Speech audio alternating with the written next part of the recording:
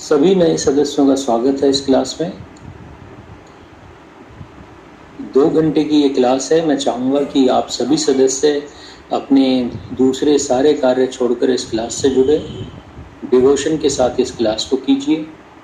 और जो भी सदस्य वाईफाई से कनेक्टेड है, मैं चाहूँगा अपनी वीडियो ऑन कर लीजिए, क्योंकि इस क्लास को हम चर्चा के माध्यम से आगे बढ़ाते हैं। तो जो प्रश्न होंगे उनके उत्तर आपको देने हैं। डिवोशन के साथ बैठिए। कल तक हमारा जो विषय हुआ था उसके संबंध में अगर किसी के भी मन में कोई प्रश्न हो तो पूछ लीजिए, क्योंकि फिर अगले विषय आरंभ हो जाएंगे। अगर कोई डाउट नहीं है तो आइए क्लास को हम आगे बढ़ाते हैं।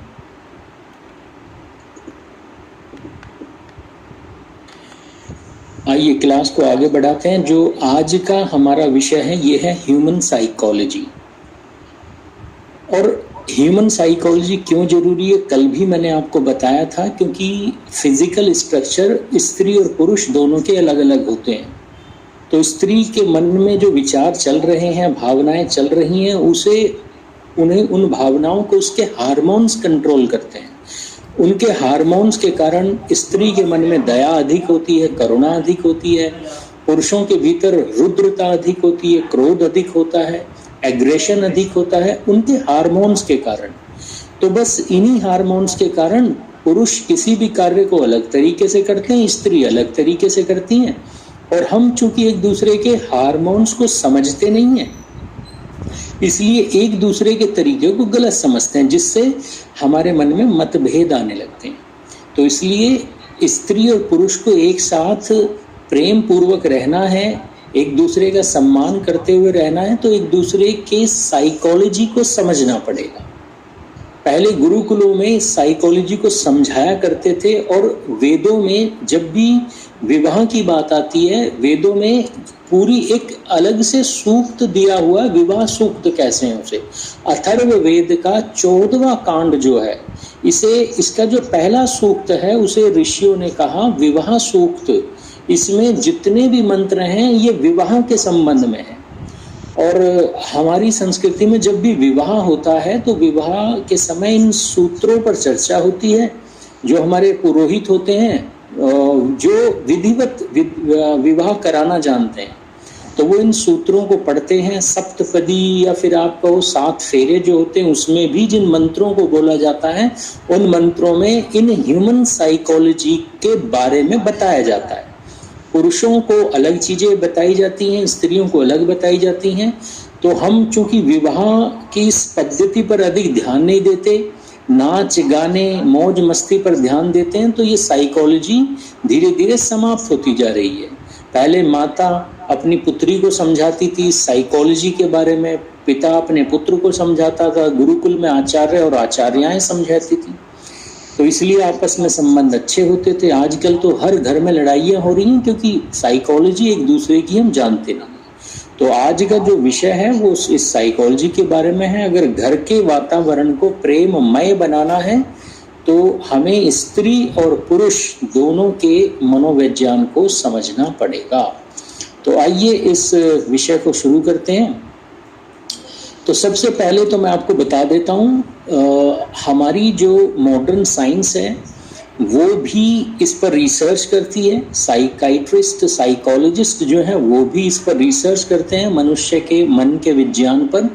तो उन्होंने भी जो अभी तक अपनी एनालिसिस किया है, रिसर्च की है, उसके बाद वो बताते हैं कि जो स्त्रियां होती हैं उनका जो मन है, उनके मन के जो भाव हैं वो तरंगों की तरह चलते हैं, वेव फॉर्म है।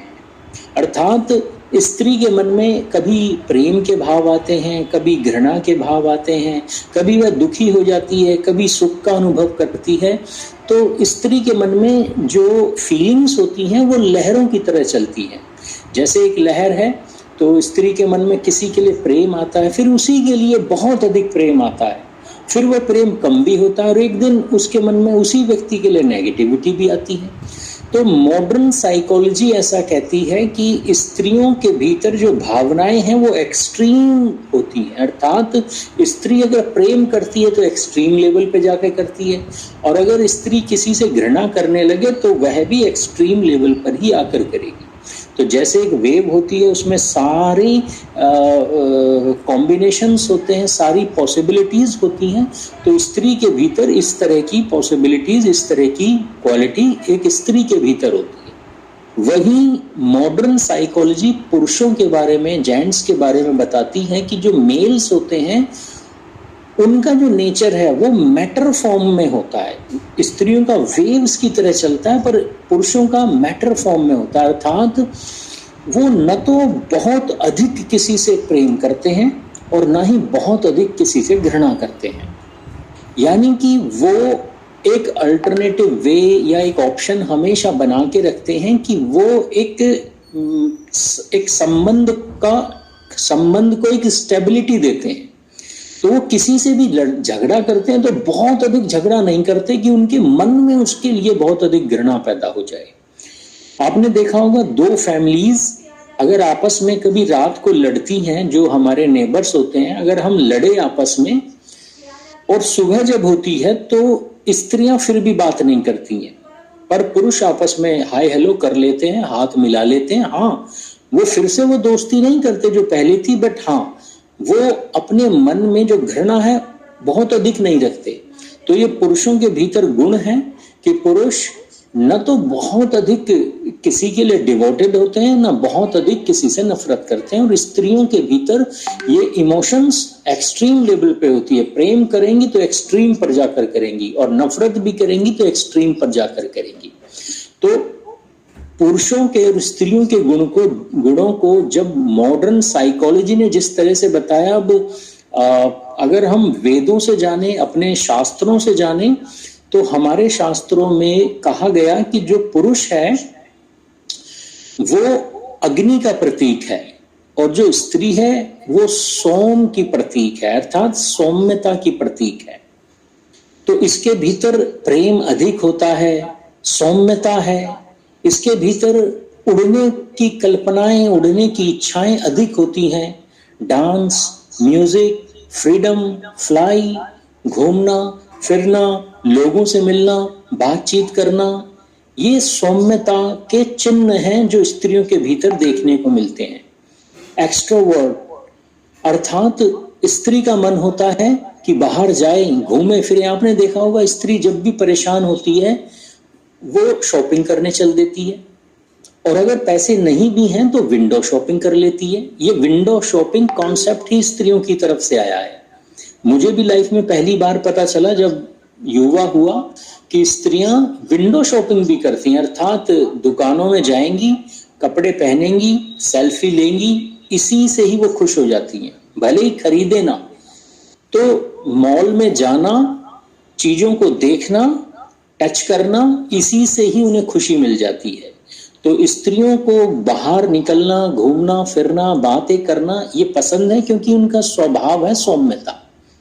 परंतु वहीं जो पुरुष हैं उनका स्वभाव है इंट्रोवर्ट होना। उन्हें रूल्स बहुत पसंद होते हैं, उन्हें एडवेंचर लाइफ बड़ी अच्छी लगती है। स्त्रियों को घूमना पसंद है फन के लिए, मौज मस्ती के लिए, एंजॉयमेंट के लिए, पर पुरुषों को बाहर निकलकर घूमना पसंद है एडवेंचर के लिए। वो रूल्स को बहुत फॉलो करते हैं, इसीलिए पुरुषों को आर्मी में जाना क्रेज होता है। आर्मी में जाना, इन्हें कैलकुलेशन करना, रिस्क कैलकुलेट करना अच्छा लगता है। ये जब भी कोई काम करेंगे नया, हमेशा कैलकुलेशन करेंगे, रिस्क को कैलकुलेट कर लेंगे, कितना प्रॉफिट होगा, कितना लॉस होगा, तब आगे बढ़ते हैं। ये हमेशा रिस्क को, चीजों को कैलकुलेट करते हैं, तब आगे बढ़ते हैं। क्यों? क्योंकि इनका नेचर इस तरह का परमात्मा ने बनाया है। स्त्रियों को बोलना, अपने इमोशंस को शेयर करना बहुत पसंद होता है, परंतु पुरुष के जीवन में अगर कोई प्रॉब्लम आती है तो ये हर किसी से उस प्रॉब्लम को शेयर नहीं करता। ये उस प्रॉब्लम को खुद सॉल्व करने की सोचता है कि मैं खुद सॉल्व कर लूंगा। पर स्त्री चूंकि एक्सट्रोवर्ट नेचर है, उसे बोलना पसंद है, बातें करना पसंद है, इसलिए वो सोचती है कि जो मेरी प्रॉब्लम है क्यों ना मैं अपने मित्रों से, परिचितों से इसे साझा करूं। क्योंकि वो इमोशनल है तो वो हर किसी पे भरोसा कर लेती है। और इसलिए अपनी प्रॉब्लम्स को हर किसी से शेयर कर देती है। पुरुष एकदम से शेयर नहीं करता क्योंकि ये कैलकुलेट करता है, इसके मन में रिस्क कैलकुलेशन चलता है, और चूंकि कैलकुलेशन इसकी बड़ी अच्छी होती है, परमात्मा ने दी है इसके माइंड में, इसके हार्मोन्स में, इसलिए पुरुषों को मैथमेटिक्स, फिजिक्स, साइंस, इनसे बड़ा प्रेम होता है। आपने देखा होगा दुनिया में साइंटिस्ट, डॉक्टर्स,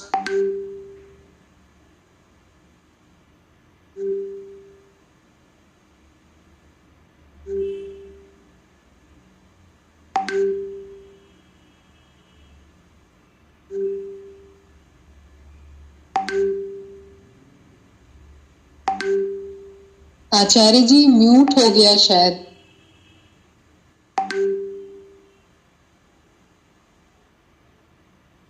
जी आवाज नहीं आ रही है।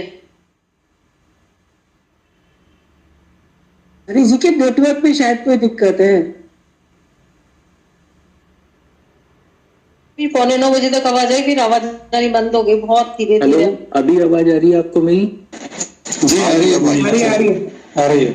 अभी मैं अपने मोबाइल से कनेक्टेड हूँ इसलिए आपको आवाज आ रही है। एक्चुअली हमारे यहाँ नेटवर्क लॉस हो गया है, अब वो पता नहीं कैसे हुआ, बट नेटवर्क अभी मेरे मोबाइल में मेरे लैपटॉप में अभी नेटवर्क नहीं है। आप मुझे 2 मिनट दीजिए, मैं चेक करता हूँ नेटवर्क क्यों डाउन हुआ है। 2 मिनट का टाइम दीजिए।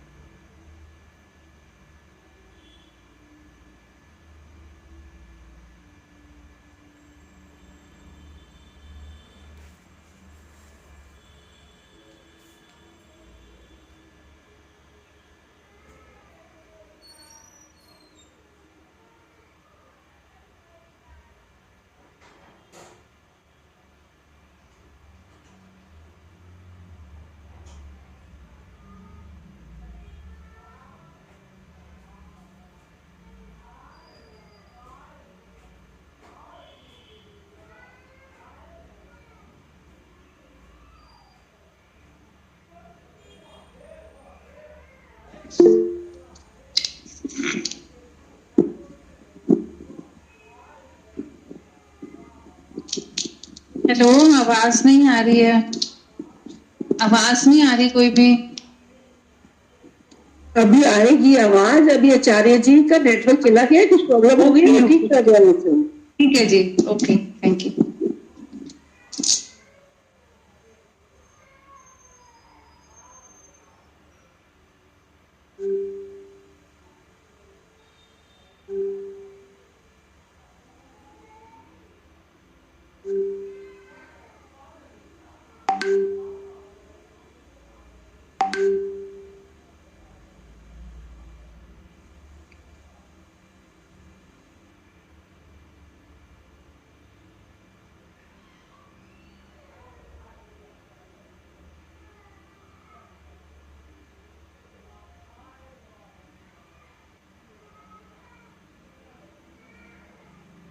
आपका नेक्स्ट नहीं है। हेलो सरला मैम। सरला मैम। हाँ जी। मेरा कल का सेशन मिस हो गया था क्योंकि मैं थोड़ा लेट हो गई थी, इस वजह से। फिर आप नेक्स्ट मंथ ही कर पाएंगे जी, जब क्लास होगी नेक्स्ट मंथ, उसके अलावा आपको नहीं मिल सकता ये। अच्छा जी, ओके। सभी सदस्यों का फिर से स्वागत है क्लास में। आपको आवाज मिल पा रही है मेरी? हाँ जी।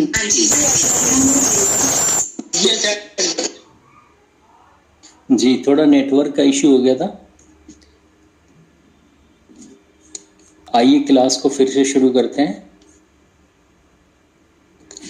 हाँ, तो हमारा जो विषय चल रहा है ये था साइकोलॉजी के ऊपर। तो पुरुष और स्त्री की दोनों की साइकोलॉजी अलग होती है। जो मैं अभी स्त्रियों की साइकोलॉजी को समझा रहा था, उसके बाद पुरुषों की। तो पुरुषों के भीतर जो साइकोलॉजी होती है, मनोविज्ञान होता है, वो कैलकुलेशन वाला होता है। तो पुरुष हर चीज को कैलकुलेट करते हैं। तो ये तो नॉर्मल जो मैंने आपको बताई, ये नॉर्मल चीजें हैं। परंतु होता क्या है कि अगर हम एक दूसरे की साइकोलॉजी को नहीं समझते तो कितनी प्रॉब्लम्स क्रिएट होती हैं। फॉर एग्जाम्पल, अब स्त्री का नेचर कैसा होता है कि वो थोड़ा इमोशनल होती है, हर किसी पे ट्रस्ट कर लेती है, उसे घूमना फिरना फ्रीडम अच्छा लगता है कि वो थोड़ा बाहर घूमे फिरे, थोड़ा एंजॉय करे। परंतु इससे एक छोटी सी समस्या ये पैदा होती है कि चूंकि स्त्री हर किसी पे भरोसा कर लेती है, इसे बातें करना बड़ा अच्छा लगता है, तो इसकी लाइफ में अगर कोई भी प्रॉब्लम होती है तो इस प्रॉब्लम को वो हर किसी से शेयर कर लेती है, जिस पर भी वो जल्दी से भरोसा कर लेती है, हर किसी से शेयर कर लेती है। अब उसका परिणाम ये होता है कि कभी कभी वो गलत लोगों को, गलत फ्रेंड्स को भी अपने जीवन की प्रॉब्लम्स को साझा कर देती है। अच्छा, आपने देखा होगा कभी कभी महिलाएं, आपके घर की महिलाएं, माताएं, बहनें या जो भी घर की महिलाएं हैं, वो घर की चीजें, घर के सीक्रेट्स घर की मेड्स को भी बता देती है। मैं गलत तो नहीं कह रहा हूं, क्योंकि मैंने तो अपने घर में सुना है। हमारी घर की मेड्स को पता रहता है कि हमारे घर में कौन कब कहाँ जाने वाला है और कब आएगा। तो हम अपनी घर की चीजें हमारे घर की महिलाएं, मेड्स को, इन लोगों को भी साझा कर देते हैं उन पर ट्रस्ट करके। और यहाँ से फैमिली में छोटे छोटे डिस्प्यूट्स शुरू हो जाते हैं, क्योंकि पुरुष कैलकुलेशन करता है। पुरुष हर किसी पे एकदम से भरोसा नहीं करता। मैं आपसे भी जानना चाहता हूं, मैं गलत तो नहीं कह रहा हूं, क्या ऐसा होता है कि नहीं होता? स्वभाव, नेचर, मनोविज्ञान ऐसा ही है कि नहीं है? स्त्री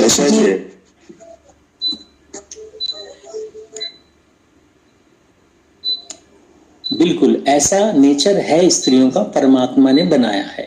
अब पुरुषों का नेचर कैसा है? पुरुषों का नेचर है कैलकुलेटिव। ये हर चीज में लॉस प्रॉफिट देखते हैं। तो होता क्या है कि ये अपनी लाइफ को पूरे डिवोशन के साथ नहीं जी पाते, क्योंकि ये हर चीज को कैलकुलेट करके चलते हैं। तो स्त्रियां क्या सोचती हैं पुरुषों के बारे में? अरे तुम तो बिजनेसमैन हो, तुम तो हर चीज फायदे के लिए ही करते हो। हाँ, वो फायदे के लिए करता है क्योंकि परमात्मा ने उसे ऐसा बनाया है क्योंकि घर में कोई तो एक होना चाहिए जो रिस्क कैलकुलेट करना जानता हो। तो वो ऐसा होते हैं। अब उसे समझ नहीं आता पुरुष को क्या कहे, क्योंकि वो जानता है कि अगर वो ऐसा करेगा या उसकी फैमिली में कोई व्यक्ति ऐसा करेगा तो उसके लिए रिस्क है। तो वो उसे समझ नहीं आता कि उसे जो उस पर एलिगेशंस लगाए गए हैं उसे वो कैसे टैकल करे। पर ये तो उसका स्वभाव है। तो स्त्रियां अगर पुरुषों के स्वभाव को जान ले तो वो समझ जाएंगी कि ये जो कर रहे हैं, ये जो बता रहे हैं, बोल रहे हैं, ये गलत नहीं है, ये हमारे ही लाभ के लिए। कभी कभी हमें अपने घर की स्त्रियों को बताना पड़ता है फोर्सफुली कि भाई घर की बातें बाहर के लोगों को कम बताया करो। होता है कि नहीं होता है? स्त्रियों से जानना चाहता हूं, ऐसा होता है कि नहीं होता है कि घर में अनजान लोगों को मतलब जल्दी से मत घुसाया करो, हर किसी पे एकदम से ट्रस्ट मत किया करो। कभी कभार ऐसा होता है, जैसे मैं अपने घर का एग्जांपल दूं। एक बार मेरी माताजी आई बाहर से, बस में ट्रेवल करके आई और कहती हैं मैंने तो बस में एक स्त्री को बहन बना लिया है और वो आज शाम को डिनर पे आएंगे। मैंने कहा पहली बार में मिली और पहली बार में डिनर पे बुला रही हो। तो ऐसा स्त्रियों के साथ होता है क्योंकि वो जल्दी से इमोशनल हो जाती हैं, वो हर किसी को अपना बना लेती हैं। तो इसलिए और ये सब साइकोलॉजी के कारण ही होता है, दोनों की अलग अलग साइकोलॉजी है। अब क्योंकि पुरुष के लाइफ में अगर कोई भी प्रॉब्लम आती है तो वो हर किसी से साझा नहीं करता, तो वो क्या सोचता है कि इसको मैं खुद ही सॉल्व करूं। उससे स्त्री के मन में एक दूसरी समस्या पैदा होती है। क्या? स्त्री पूछती है क्या समस्या है, अपसेट लग रहे हो, पर वो बताता नहीं है। वो सोचता है कि नहीं मैं खुद ही सॉल्व कर लूंगा।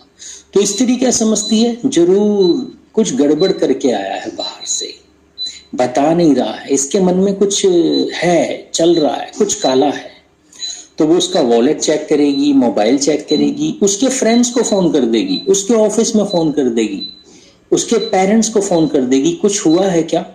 अब हुआ कुछ नहीं, बस पुरुष को क्या चाहिए, अपनी प्रॉब्लम को सॉल्व करने के लिए थोड़ा सा टाइम चाहिए। अब स्त्री ये नहीं, सब साइकोलॉजी नहीं जानती, तो उसे पता ही नहीं कि पुरुष हमेशा जब भी प्रॉब्लम में होगा, आपने देखा होगा, अगर मैं गलत कह रहा हूं तो मुझे बताओ, पुरुष जब भी किसी प्रॉब्लम में फंसेगा वो शांत हो जाएगा। एम आई राइट और रॉन्ग? ऐसा होता है कि नहीं होता? होता है, जैसे होता है। और महिलाएं सोचती है बात नहीं कर रहा है, अरे कोई प्रॉब्लम है तो शेयर करना। कैसे शेयर करेगा? वो स्त्री नहीं है ना, वो पुरुष है। स्त्रियों का स्वभाव है शेयर करना और पुरुषों का स्वभाव है सॉल्व करना। तो यहाँ पे मनमुटाव ना हो, इसलिए स्त्रियों के लिए एक लर्निंग है कि जब भी वो देखें कि उनका हस्बैंड, उनके घर के मेल्स थोड़े अपसेट हैं तो उन्हें टाइम दें। वो अगर अकेले रहना चाहते हैं, बंद कमरे में थोड़ी देर रहना चाहते हैं, उन्हें समय दीजिए। हाँ, उन्हें बता दीजिए कि कुछ प्रॉब्लम मुझसे साझा करनी हो तो कर सकते हो, I am available, but take your time. अगर आप इस तरह से बातें करेंगी तो उनका कॉन्फिडेंस बढ़ता है। दोनों का नेचर अलग है, प्रॉब्लम सॉल्व करने के तरीके दोनों के अलग होते हैं। एक इंट्रोवर्ट है पुरुष और स्त्रियां एक्सट्रोवर्ट हैं। नॉर्मली हर एक के पर अप्लाई हो जाए ऐसा नहीं कह रहा हूं। कई बार पुरुषों के भीतर स्त्रियों के गुण अधिक होते हैं, कई बार स्त्रियों के भीतर पुरुषों के भी गुण अधिक होते हैं। पर जो मैं यहाँ पर लॉजिक बता रहा हूं ये नॉर्मल है, ये जनरली ऐसा होता है। एग्री और डिसएग्री?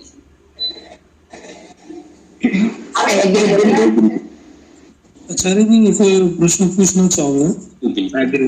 जैसे आपने बताया अभी ये जो सिम्टम है दोनों के चेंज भी हो सकते हैं, तो मे बी ये भी हो सकता है क्या जैसे उन्होंने नेक्स्ट जन्म जो ले रखा है वो भी चेंज हो रहा हो, जैसे मेल फीमेल में? बिल्कुल ऐसा होता है कि एक आत्मा पिछले जन्म में स्त्री थी तो उसके वो भावनाएं इधर आई और अब अगले जन्म में वो पुरुष हो गया है। तो उसकी साइकोलॉजी तो पुरुषों वाली है पर उसके मन में भावनाएं करुणा वाली हैं। जैसे मैं खुद अपने आप को कहता हूँ, मुझसे किसी का दुख नहीं देखा जाता, मेरे आंसू निकल जाते हैं। तो मैं खुद कहता हूं कि शरीर ही पुरुषों का है, भावनाएं स्त्रियों वाली हैं, पिछले जन्म में होना हो स्त्री रहा होऊंगा। तो ऐसा होता है जी। आइए अगले बिंदु पर चलते हैं। अब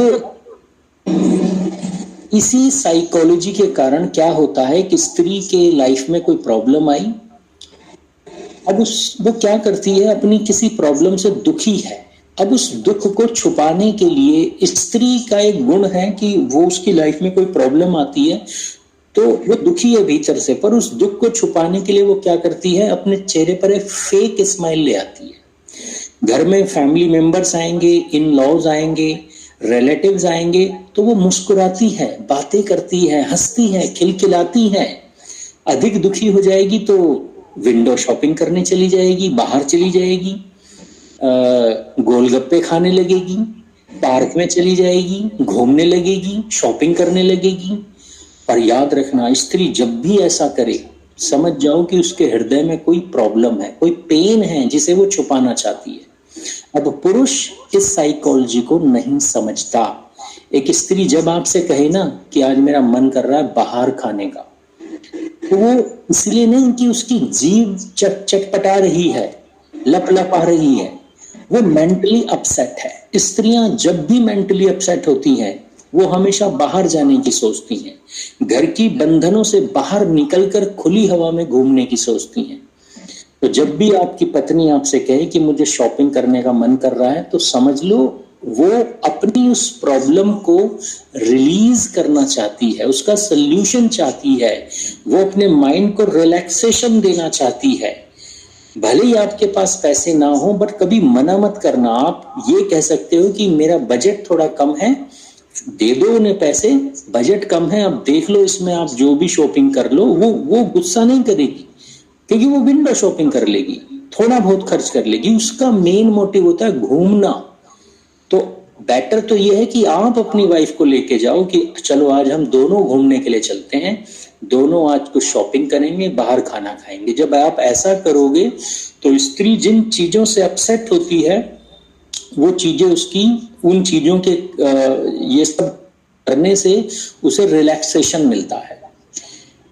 तो अगर इस साइकोलॉजी को पुरुष नहीं समझेगा तो पुरुष हमेशा क्या कहेगा, नॉर्मली पुरुष क्या समझता है कि देखो इतनी प्रॉब्लम चल रही है घर में और महारानी को घूमना है, गोलगप्पे खाने हैं, टिक्की पकोड़े खाने हैं।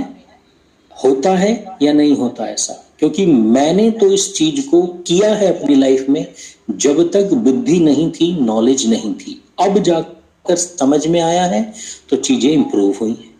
क्या होता है या नहीं होता?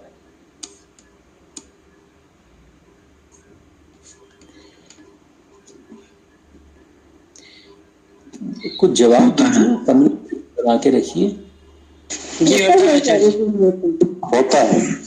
होता है। अब कुछ पुरुष कहेंगे कि कुछ स्त्रियां तो हमेशा ही घूमना चाहती हैं, हमेशा ही शॉपिंग करना चाहती हैं। तो इसका मतलब ये है कि आप उनसे कम्युनिकेशन नहीं बना के रखते हो।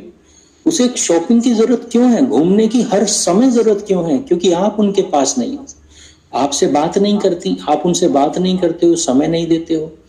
तो याद रखना, ये भी एक बहुत बड़ा बिंदु है कि क्योंकि स्त्रियों को अपनी प्रॉब्लम हमेशा शेयर करनी है, हमेशा शेयर करनी है।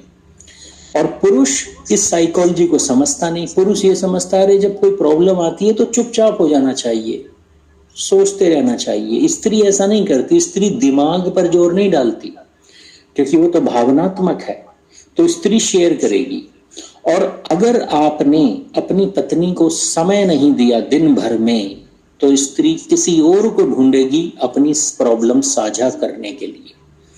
तो ये हर एक हस्बैंड की ड्यूटी है। दिन भर खूब मेहनत करो, पैसे कमाओ, 8 घंटे 10 घंटे, पर जब भी काम से वापस आओ तो हमेशा अपनी पत्नी से पूछो, कुछ कहना चाहती हो, तुम्हारे मन में जो बात है मुझे बताओ, दिन भर में क्या क्या हुआ, मैं सुनना चाहता हूँ।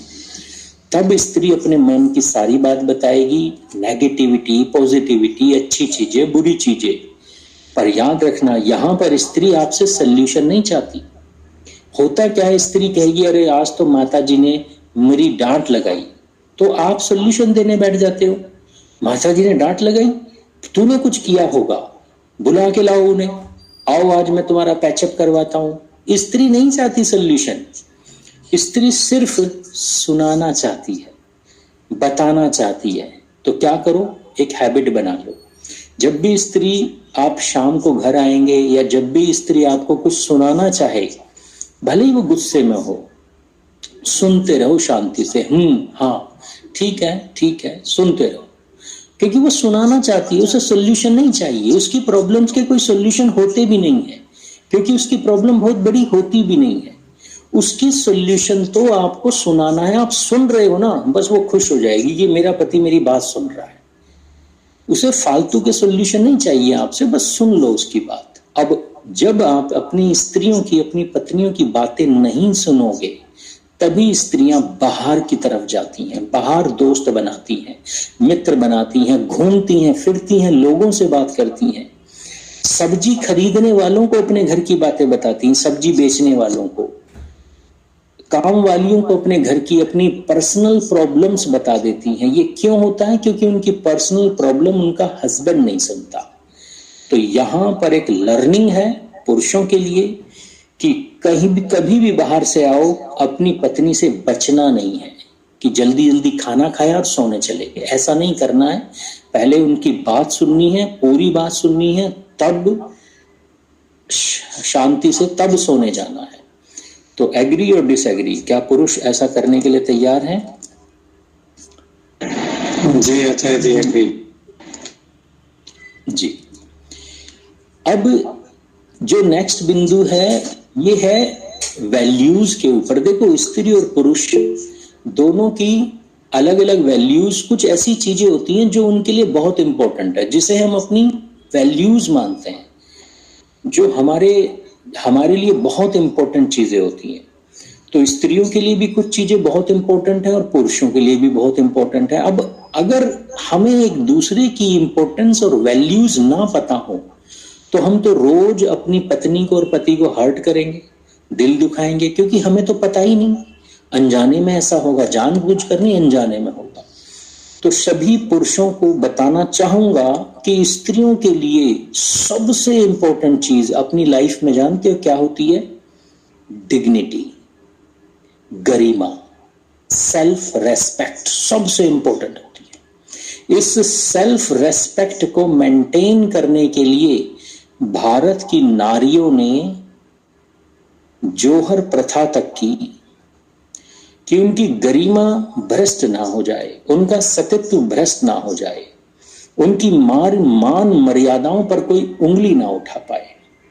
और पुरुष यही छोटी छोटी गलतियां कर देता है, भूलवश, अनजाने में, क्योंकि पुरुष के लिए ये चीजें बहुत ज्यादा मायने नहीं रखती। एक दोस्त, एक पुरुष अपने दूसरे पुरुष का अपमान भी कर देता है, थप्पड़ भी मार देता है, लड़ भी लेता है, माँ बहन की गंदी गालियां भी एक दूसरे को दे देते हैं पुरुष, फिर भी उन्हें बहुत ज्यादा फर्क नहीं पड़ता, दोस्ती चलती रहती है।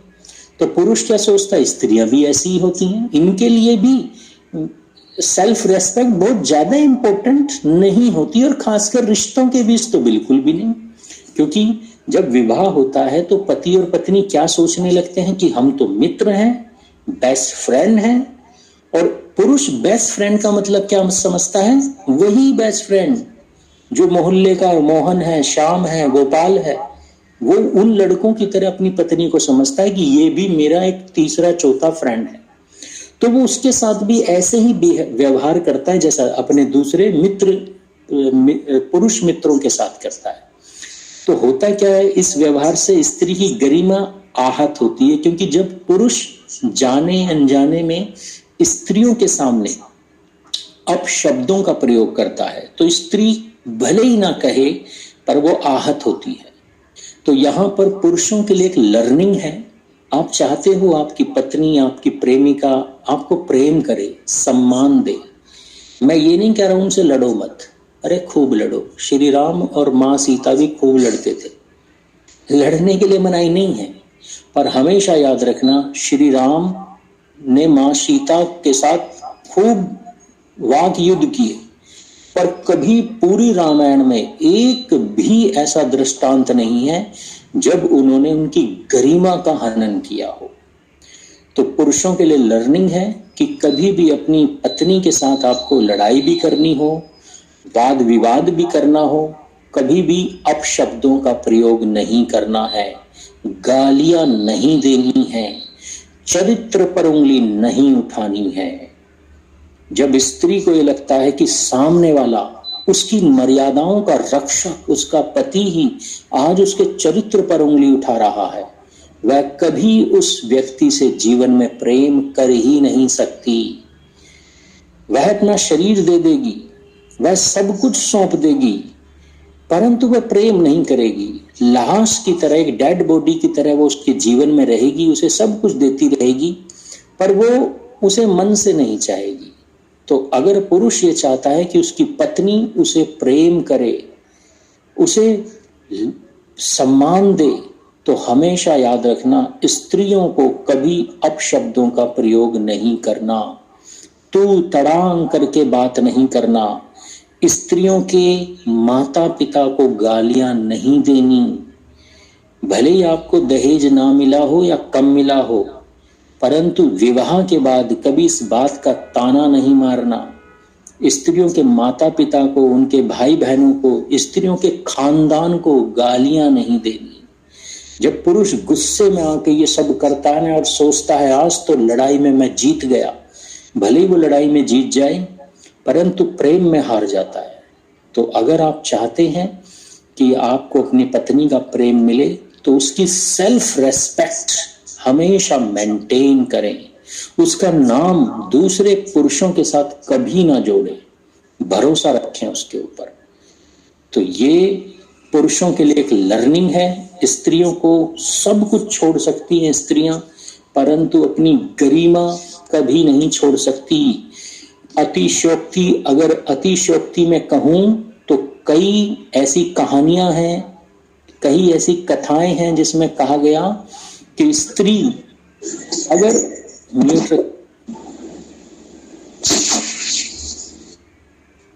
मैं आपको मीटिंग से रिमूव कर रहा हूं, तो हमारे शास्त्रों में कहा गया कि स्त्री अगर गलत कार्य भी करती है, अगर वह वैश्यावृत्ति भी करती है, तो भी पुरुष उसे कभी भी अपशब्दों का प्रयोग नहीं करना चाहिए, सम्मान देकर ही बात करना चाहिए। आपने देखा होगा भारत में कई संतों ने इस वैश्याओं को भी देवी कहकर, माता कहकर पुकारा।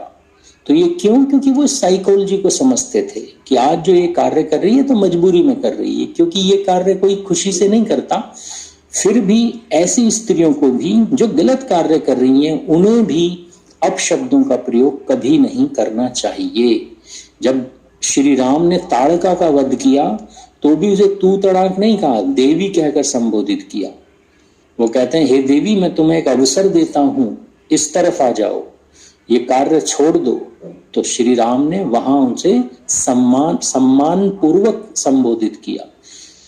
तो यहां पर मैं जानना चाहता हूं सभी पुरुष इस बात से सहमत हैं या असहमत हैं?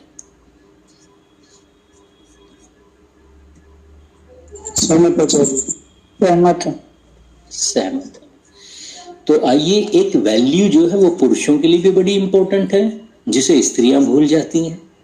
अगर स्त्रियां पुरुषों की इस वैल्यू को याद रखें तो घर में लड़ाइयां कम हो जाएंगी। तो जानते हो पुरुषों को क्या पसंद होता है? शायद पुरुषों को भी नहीं पता। पुरुष करते तो हैं, पर पता नहीं, उनसे पूछा जाए तो वो जानते ही नहीं कि हमारे लिए जीवन में सबसे इंपॉर्टेंट क्या है। मैं बताता हूं, पुरुषों को याद आ जाएगा आपको। अगर पुरुष के जीवन में कोई सबसे ब्यूटीफुल मोमेंट है, मान लो पुरुष के घर में उसका बालक जन्म ले रहा है, डॉक्टर ने कहा हॉस्पिटल के भीतर कि बस आधे घंटे में आपका बालक जन्म ले लेगा, पैदा हो जाएगा, आप आधे घंटे बाद अपने पुत्र का चेहरा देख सकते हो। परंतु पुरुष को तभी कॉल आया, कहां से? आर्मी से, बॉर्डर से, कि लड़ाई छिड़ गई है, तुरंत निकलो। मैं जानना चाहता हूं, पुरुष वेट करेगा आधे घंटे का या तुरंत निकल जाएगा? निकल जाएगा। पुरुष निकल जाएगा। क्यों निकल जाएगा? क्या है पुरुष के भीतर ऐसा? वो क्यों नहीं वेट कर सकता? वो क्यों नहीं कह सकता अभी पुत्र होने वाला है, 1 घंटे में आ जाऊं? वो क्यों निकल जाएगा? अनुशासन प्रिय है, बस डेडिकेशन होता है। रूल्स पसंद हैं। और जानते हो पुरुषों के इस डेडिकेशन में, डिवोशन में जो सबसे प्रिय चीज है उनके लिए, वो है उनकी ड्यूटी। तो याद रखना, पुरुषों को बचपन से ही सिखा दिया जाता है, क्योंकि ये ही उनकी साइकोलॉजी है। मैं आपसे जानना चाहता हूं, एक घर में 3 पुत्रियां हैं और 1 पुत्र है, सिखाया किसे जाएगा कि बेटा देश की रक्षा किसे करनी है, इन लड़कियों को करनी है या तुझे करनी है? पुत्र को ही सिखाया जाता है। बहनों की रक्षा कौन करेगा? तू करेगा। माता पिता की रक्षा कौन करेगा? तू करेगा। समाज की रक्षा कौन करेगा? तू करेगा। देश की रक्षा कौन करेगा? तू करेगा। सिखाया भी जा रहा है और उनकी साइकोलॉजी भी है। तो पुरुष के भीतर ड्यूटी करने का भाव, कर्तव्य निष्ठा का भाव बचपन से आ जाता है। तो याद रखना, स्त्री यही एक गलती कर देती है, वो उससे उसके कर्तव्य छीनना चाहती है। रामायण का एक प्रसंग सुनाता हूं, अच्छी तरह याद है, समझ में आ जाएगा सिद्धांत। एक बार माँ सीता और श्री राम जब वन में घूम रहे थे तो उन्हें किसी ने बताया कि फलाना ऋषि आपसे मिलना चाहते हैं उस वन में, आप उनसे मिल लो। तो वो एक वन में उस ऋषि से मिलने जाते हैं। वहां पर ऋषि उन्हें देखते ही कहते हैं, राम, हमारा वन राक्षसों के कार्यों से बहुत ही आहत है और मैं चाहता हूं इस वन को आप राक्षस विहीन करो। तो श्री राम कहते हैं कि मैं वचन देता हूं, इस वन से तभी जाऊंगा जब समस्त राक्षसों का विनाश कर दूंगा। और जैसे ही वो कह के ऋषि के पास से उठकर कुटिया के दूसरी तरफ जाते हैं, माँ सीता उनसे कहती हैं, आप बिना सोचे समझे किसी को कुछ भी वचन दे देते हो। राक्षसों से युद्ध करने की जिम्मेदारी क्या आपके अकेले की है? अगर आपको कुछ हो गया तो मेरा क्या होगा?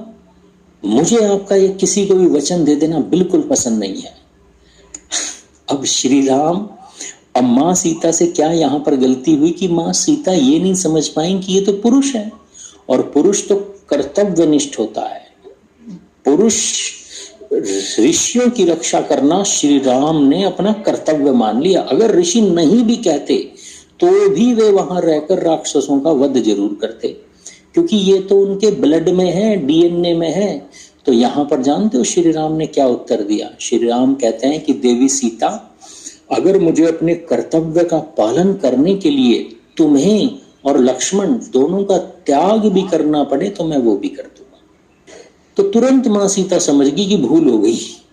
तो विद्वान लोग जो होते हैं ना, अपनी भूल को तुरंत समझ लेते हैं। वो साइकोलॉजी पढ़ी तो थी, भूल गई थी आवेश में कुछ समय के लिए, तभी उन्हें अपनी साइकोलॉजी ध्यान आ गई पुरुषों की। उन्होंने कहा मुझसे भूल हो गई है और आपके हर कर्तव्य में मैं आपका साथ दूंगी। तो याद रखना, स्त्रियां आजकल यही सबसे बड़ी भूल कर रही हैं।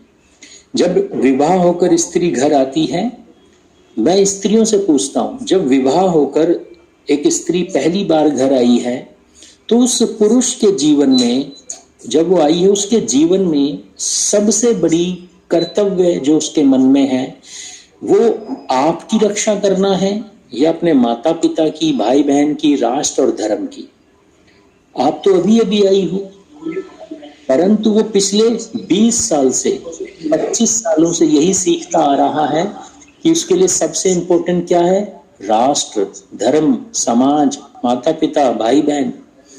तो गलती क्या करती है स्त्री आई विवाह के बाद और तुरंत ही कमरे में बैठकर कहती है, आपको पता है आपकी सबसे बड़ी जिम्मेदारी क्या है? पुरुष पूछता है, हाँ बताओ क्या है, क्योंकि पुरुष को तो अच्छा लगता है जिम्मेदारी उठाना। तो वो कहती है, आज के बाद आपकी सबसे बड़ी जिम्मेदारी मैं हूं। बस यही टूट जाता है पुरुष, क्योंकि उसने तो आज तक यही सीखा था कि राष्ट्र है, धर्म है, माता पिता है, भाई बहन है, दोस्त है। अब ये कहती है अचानक अभी आई है और अभी इसको यहां बिठा दूं। तो पुरुष ऐसा नहीं कर पाता। वो स्त्रियां रोज लड़ती है, अरे मैं पहले हूं या माता पिता, मैं तुम्हारी प्रायोरिटी हूं या तुम्हारे दोस्त, मुझसे इंपॉर्टेंट क्या है, मुझसे इंपॉर्टेंट क्या है तुम्हारी लाइफ में? मैं तुम्हारी पत्नी हूं, मुझसे इंपॉर्टेंट कुछ नहीं। अब पुरुष यहाँ असमंजस में पड़ जाता है, कंफ्यूजन में आ जाता है, टेंशन में चला जाता है, उसे समझ नहीं आता मैं सिचुएशन को कैसे टैकल करूं। एक तरफ माता पिता हैं, एक तरफ ये है, भाई बहन दोस्त हैं, ये इसकी प्रायोरिटी कहाँ है, उसे समझ ही नहीं आता। तो मैं यहाँ पर स्त्रियों को एक लर्निंग देना चाहता हूँ। स्त्रियां हमेशा याद रखे, पुरुष से उसकी प्रायोरिटीज, उसकी जिम्मेदारियां कभी नहीं छीननी है आपको। तो फिर करना क्या है, समय देना है, समय देना है। धीरे धीरे पुरुष की जितनी भी, पुरुष जिस चीज को भी अपना कर्तव्य मानता है, उसके कर्तव्य निभाने में उसकी सहायता करनी है। और होगा क्या, ऐसा करते करते साल, 2 साल, कभी कभी 5 साल, हो सकता है 10 साल, पर एक दिन ऐसा आएगा जब पुरुष को लगेगा कि मेरी सारी प्रायोरिटीज में अब टॉप प्रायोरिटी यही है। श्री राम को भी लगा, जब माँ सीता का अपहरण हुआ तब श्री राम ने कहा अब सारी दुनिया एक तरफ, अब अपनी पत्नी को बचा कर लाना है, यही जीवन का उद्देश्य है। इसे कहते हैं पत्नी का समर्पण, जिम्मेदारियों के प्रति पति का साथ देना। तो जब पति के कर्तव्यों में पत्नी साथ देती है तो एक दिन वो जो प्रायोरिटी में नीचे थी ना, वो ऊपर आने लगती है और ऊपर आने लगती है। एक दिन वही टॉप प्रायोरिटी बन जाती है और पुरुष कहता है अब दुनिया में अगर कोई है तो वही है मेरे लिए सब कुछ।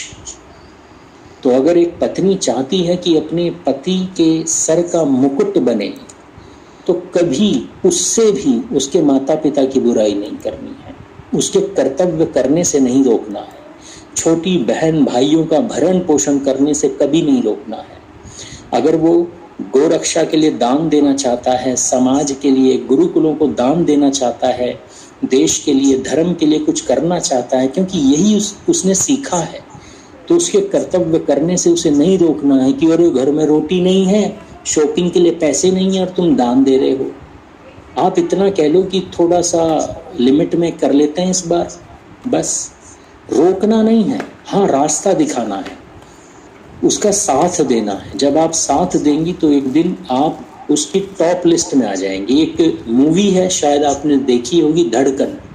इस मीटिंग में कितने सदस्य हैं जिन्होंने धड़कन मूवी देखी है? शिल्पा शेट्टी और अक्षय कुमार, उन पर फिल्म आई गई थी, देखिए। तो इस फिल्म में बिल्कुल ऐसा ही होता है। अक्षय कुमार के लिए सबसे बड़ी प्रायोरिटी थी उसकी माँ और उसके छोटे भाई बहन। अपनी पत्नी को उसने चौथे नंबर पर रखा हुआ था। पर एक दिन जब उसके भाई बहनों ने और उसकी माँ ने उसकी गरिमा पर प्रश्न उठा दिए, अब वो सोचती है कि मेरा पति तो मुझे कोई वैल्यू नहीं देता, ये क्या मेरा साथ देगा। परंतु उसे पता था कि ये मेरी प्रायोरिटी है। तो वहां पर उस स्टेज पर आकर उसने साफ कह दिया कि इससे बढ़कर मेरे लिए कुछ भी नहीं है। मैं इसके लिए और बाकी चीजें सुन सकता हूँ, पर इसकी गरिमा के विरोध में कुछ भी नहीं सुनूंगा। तो स्त्री अगर चाहती है कि उसका पति उसके लिए स्टैंड ले, खड़ा हो जाए, उसके लिए, उसके पक्ष में खड़ा हो जाए, तो कभी उसे उसके कर्तव्य करने से नहीं रोकना चाहिए। मैं ये नहीं कह रहा हूं कि पुरुष हर चीज सही करेगा। अगर वो 10 कार्य कर रहा है तो आप 10 के 10 चीजों के विरोध में नहीं हो सकती। हाँ, ये देख सकती हूँ कि 1-2 गलत तो नहीं है। जैसे मेरी लाइफ में एक मेरा मित्र था, बहुत बचपन में थे तो चल गई चीजें, पर जब विवाह हुआ मेरी पत्नी ने मेरे 4-5 मित्रों में से एक पर उंगली उठाई। मेरी पत्नी ने कहा ये मुझे सही नहीं लगता, बाकी आप जाओ। उसने मुझ पर छोड़ दिया। उसने कहा मुझे ये व्यक्ति सही नहीं लगता, इसकी आंखें मेरी मुझे सही नहीं लगती, बाकी आप जानो। तो मैंने ऑब्जर्व करना शुरू किया, मुझे भी लगा हाँ ये सही नहीं है। तो इस तरह से आप बिना कटुता बढ़ाए संबंधों में और अपने पति के सर का मुकुट बन सकती हैं, उसकी प्रायोरिटी बन सकती हैं। एग्री और डिसएग्री, जो अभी मैंने बिंदु बताए हैं साइकोलॉजी को लेके, क्या आप उससे सहमत हैं या असहमत हैं? सहमत है जी। इसके बाद एक बिंदु और है, इसे भी समझ लीजिए, ये भी बहुत इंपॉर्टेंट है। हमारी संस्कृति में हम एक दूसरे को तोहफे देते हैं, गिफ्ट देते हैं, और ये हमारी संस्कृति का हिस्सा है। जिसे हम दहेज कहकर कुत्सित नजरों से देखते हैं, वो भी गिफ्ट ही है। एक तरफ से नहीं होता है, दोनों तरफ से होता है। तो पुरुष के माता पिता भी देते हैं और वो भी देते हैं कि अपनी गृहस्थी को बना ले। वो बाद में कालांतर में गुलामी के काल में स्त्रियों को जब हम समझने लगे भोग की वस्तु, तो हम उसे दहेज का नाम दे दिया कि अब तो ये स्त्री का बाप ही पिता ही देगा। तो वो गिफ्ट है, हर मोमेंट पे, जन्मदिन हो कुछ भी हो, हम तोहफे एक दूसरे को देते हैं, अच्छा लगता है। तो गिफ्ट क्यों दिए जाते हैं? क्योंकि ये ह्यूमन साइकोलॉजी है, हमें पसंद है। कोई हमें प्रेम करता है तो हमारी पसंद की चीज हमें देता है, इससे हमारे मन में प्रेम बढ़ता है। वेद की ऋचाएं हैं, आपको यकीन नहीं आएगा, जब विवाह मंत्र होते हैं उसमें कहा जाता है, पंडित जी कहते हैं गिफ्ट देने हैं एक दूसरे को। पर गलतियां क्या होती हैं हमसे? हमें साइकोलॉजी के अनुसार गिफ्ट देने नहीं आते। हम ऐसे गिफ्ट दे देते हैं जो हमें पता ही नहीं, समझ में नहीं आ रहे हैं, बस दे दिया। हमें अच्छे लगने चाहिए, सामने वाले को लगे या ना लगे, हमें उससे कोई मतलब ही नहीं।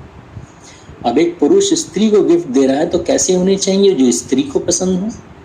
तो हमें साइकोलॉजी समझनी है। तो याद रखना, स्त्री हमेशा प्रेम चाहती है, केयर चाहती है।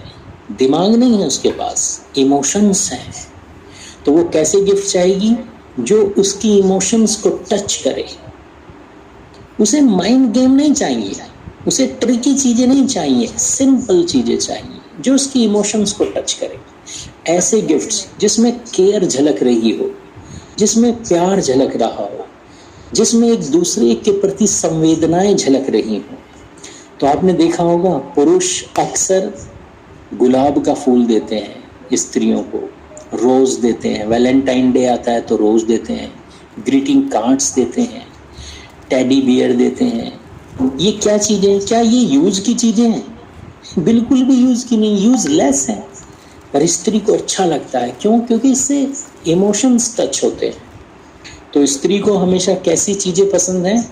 छोटी छोटी प्यारी प्यारी केयरिंग चीजें पसंद है, जो केयर, जिनसे केयर झलकती हो। अब ये कुछ भी हो सकती हैं, परंतु हमेशा पुरुष हमेशा ये सोचे कि जो भी वो गिफ्ट दे रहा है उसमें केयर झलकनी चाहिए। एग्री और डिसएग्री? एग्री। वो गिफ्ट देने हैं एक दूसरे को।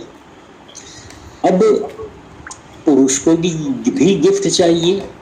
तो मैं जानना चाहता हूँ कितने पुरुष ऐसे हैं जिन्हें अगर उनकी पत्नी गुलाब का फूल दे, ग्रीटिंग कार्ड दे, टेडी बियर दे तो उन्हें बड़ा अच्छा लगेगा, वाह मजा आ गया।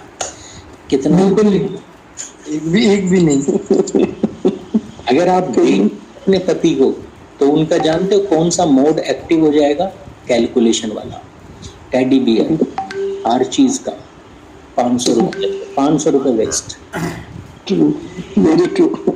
तो याद रखना, पुरुषों को ऐसी चीजें पसंद ही नहीं।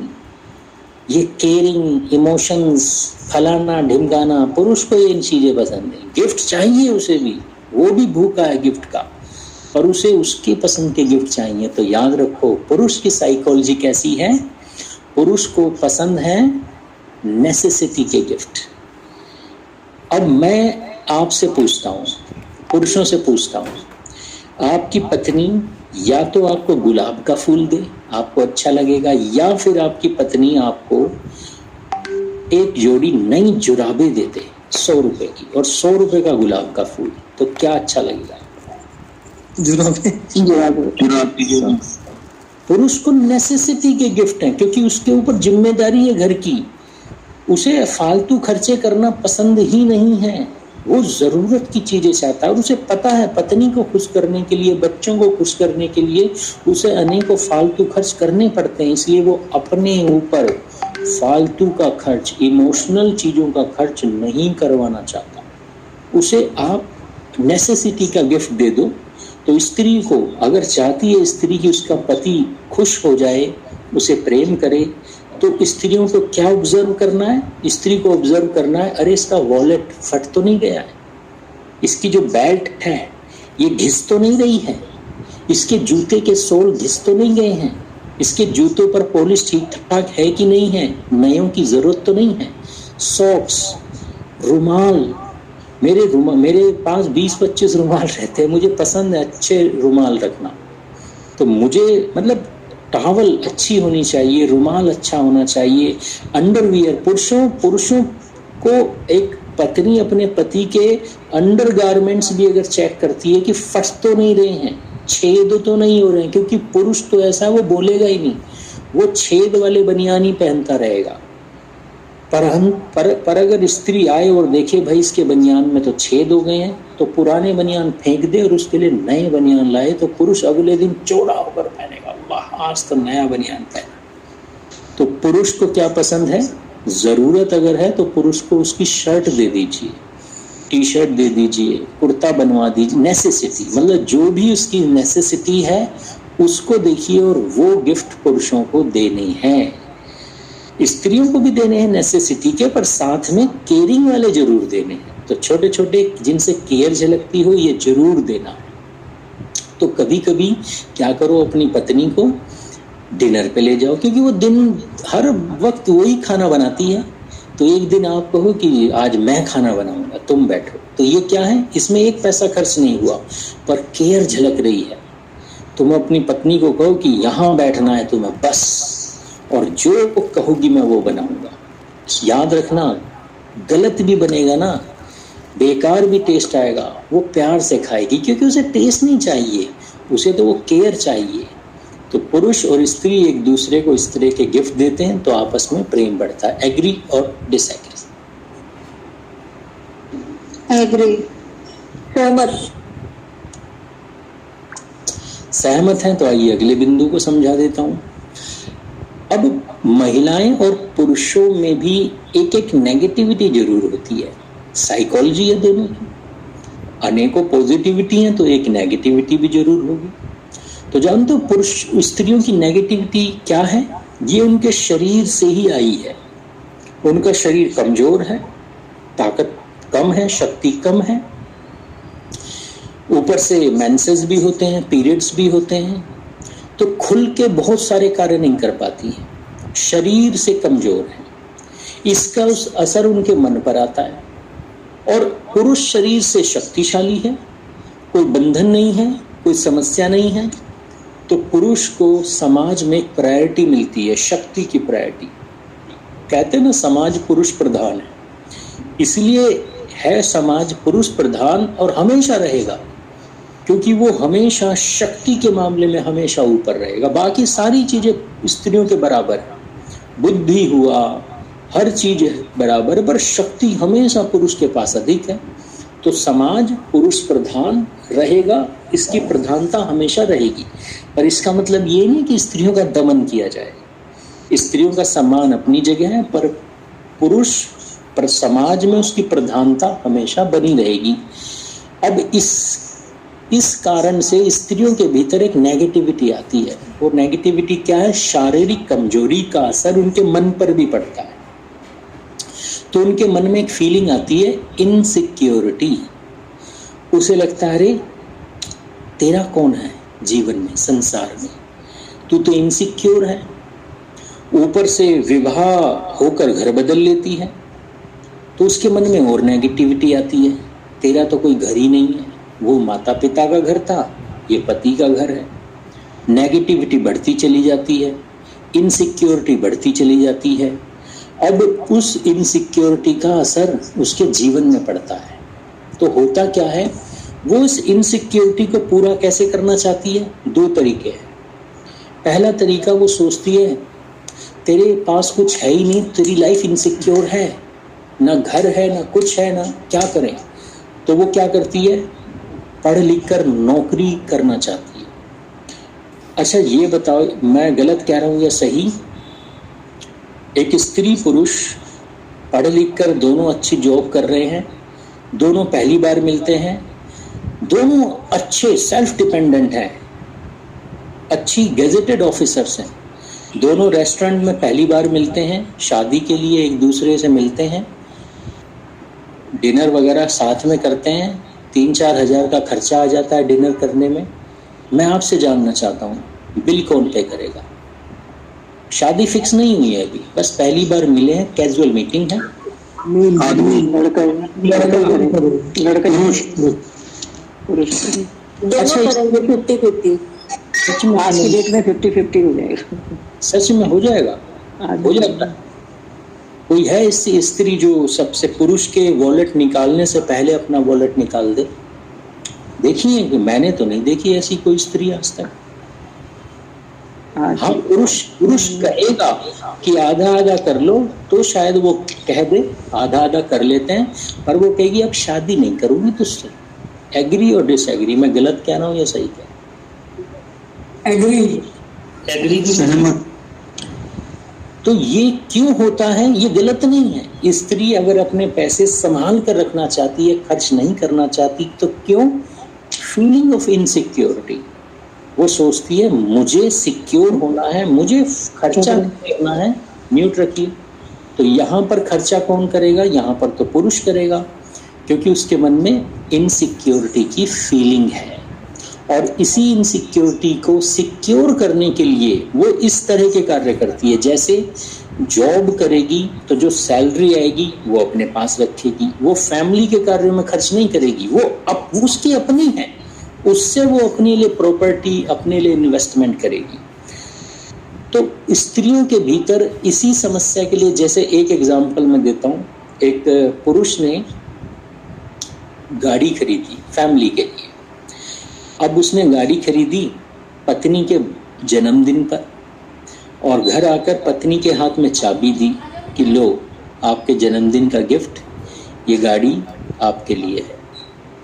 तो वो चाबी तो ले लेती है, पर चाबी लेने के बाद कहती है इसकी रजिस्ट्रेशन किसके नाम पर है? तो पति कहता है रजिस्ट्रेशन तो मेरे नाम पर है। तो यहाँ पर पत्नी कहती है तो अपना गिफ्ट अपने पास रखो, मैं तो तभी से अपना मानूंगी जब इसका रजिस्ट्रेशन तो मेरे नाम पर कराओ। या पुरुष अगर घर लेता है और उसका रजिस्ट्री अपने नाम पर कराता है, तो अगर स्त्री ये कहती है कि मेरे नाम पर कराओ, तो ये क्या है बिहेवियर? Feeling of insecurity. तो स्त्री अपने आप को सिक्योर करने के लिए ये सब करती है। वो सारे घर के जेवर हो, गहने हो, उनको सबको अपना समझती है। स्त्री धन कहाँ से आया? विवाह में मिले हुए गिफ्ट, चाहे वो पुरुष के परिवार ने दिए हों, पुरुष के मित्रों ने दिए हों, या फिर स्त्री के परिवार और स्त्री के मित्रों ने दिए हों, इन सब पर किसका अधिकार होता है? पुरुष का या स्त्री का?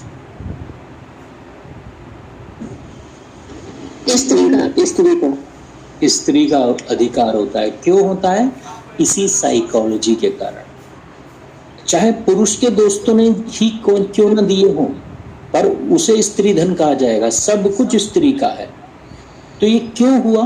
स्त्री की साइकोलॉजी के कारण, कि स्त्री इनसिक्योर है। तो वो अपनी सिक्योरिटी को कैसे बढ़ाती है? अधिक से अधिक धन संचय करके, अधिक से अधिक है। तो वो अपने पति को भी यही कहती है कि मेरे नाम पर करो, मेरी अलमारी में रखो, मेरे अकाउंट्स में डालो। तो पहला तरीका तो ये है, और ये तरीका अपनाएंगे तो लड़ाइयाँ होंगी, झगड़े होंगे। तो पहला तरीका ये है, आजकल यही समाज में बढ़ता चला जा रहा है। दूसरा तरीका क्या होता है? दूसरा तरीका ये होता है कि जो अपनी फैमिली है उस पर होल्ड करो, अपने पति पर होल्ड करो, अपने परिवार के लोगों के हृदय में रहो। तो जब तक हमारी स्त्रियां पति के धन को अपना ना समझकर पति को अपना समझती थीं, वो कभी इनसिक्योर नहीं रहती थीं। एक रानी, एक राजा की पत्नी जो शायद पढ़ी लिखी भी ना हो, हम उसे भी महारानी कहकर पुकारते थे।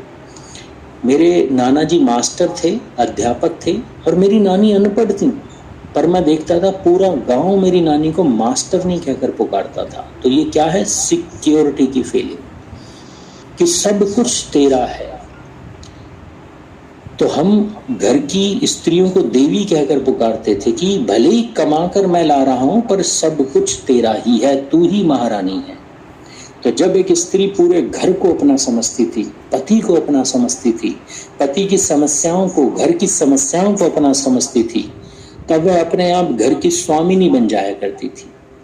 आजकल स्त्री अपने बारे में सोचती है, अपना बैंक बैलेंस, अपनी जॉब, अपना लाइफ, अपना घर, अपनी गाड़ी, अपना स्टेटस, तो वो अकेली पड़ जाती है। उसकी लाइफ में सिक्योरिटी नहीं आती, क्योंकि सिक्योरिटी पैसे से नहीं, संबंधों से आती है, प्रेम से आती है।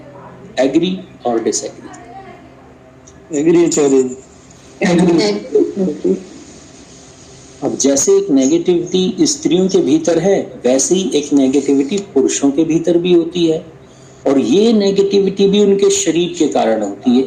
फिजिकल पावर अधिक है, तो इस फिजिकल पावर के कारण उनकी साइकोलॉजी में, उनके मन में एक भाव आकर बैठ जाता है, क्या कि तुझसे बड़ा तो कोई है ही नहीं संसार में। उनके भीतर एक घमंड आ जाता है, जिसे अंग्रेजी में कहते हैं मेल शेवनिज्म। हालांकि मेल शेवनिज्म एक थोड़ा नेगेटिव वर्ड है, पर इसे एक्सप्लेन करूं हिंदी में, अगर हम इसे समझें तो पुरुषत्व का भाव, कि पुरुष ही सब कुछ है, मैं ही सब कुछ हूं, स्त्री तो मुझसे कम है, मैं ही सब कुछ हूं। तो पुरुष के भीतर जब उसके भीतर पुरुषत्व का घमंड आ जाता है, अहंकार आ जाता है, तो समस्या बढ़ जाती है। परंतु साइकोलॉजी है, जैसे स्त्री इनसिक्योर रहेगी, चाहे कुछ भी हो जाए, वो इनसिक्योरिटी को कंपनसेट कर सकती है संबंध बनाकर, पति को अपने कंट्रोल में रखकर, परिवार की प्रिय बनकर इस इनसिक्योरिटी की फीलिंग को कम कर सकती है। पर इनसिक्योरिटी फिर भी रहेगी। इस इनसिक्योरिटी से माँ सीता तक नहीं अलग हुई।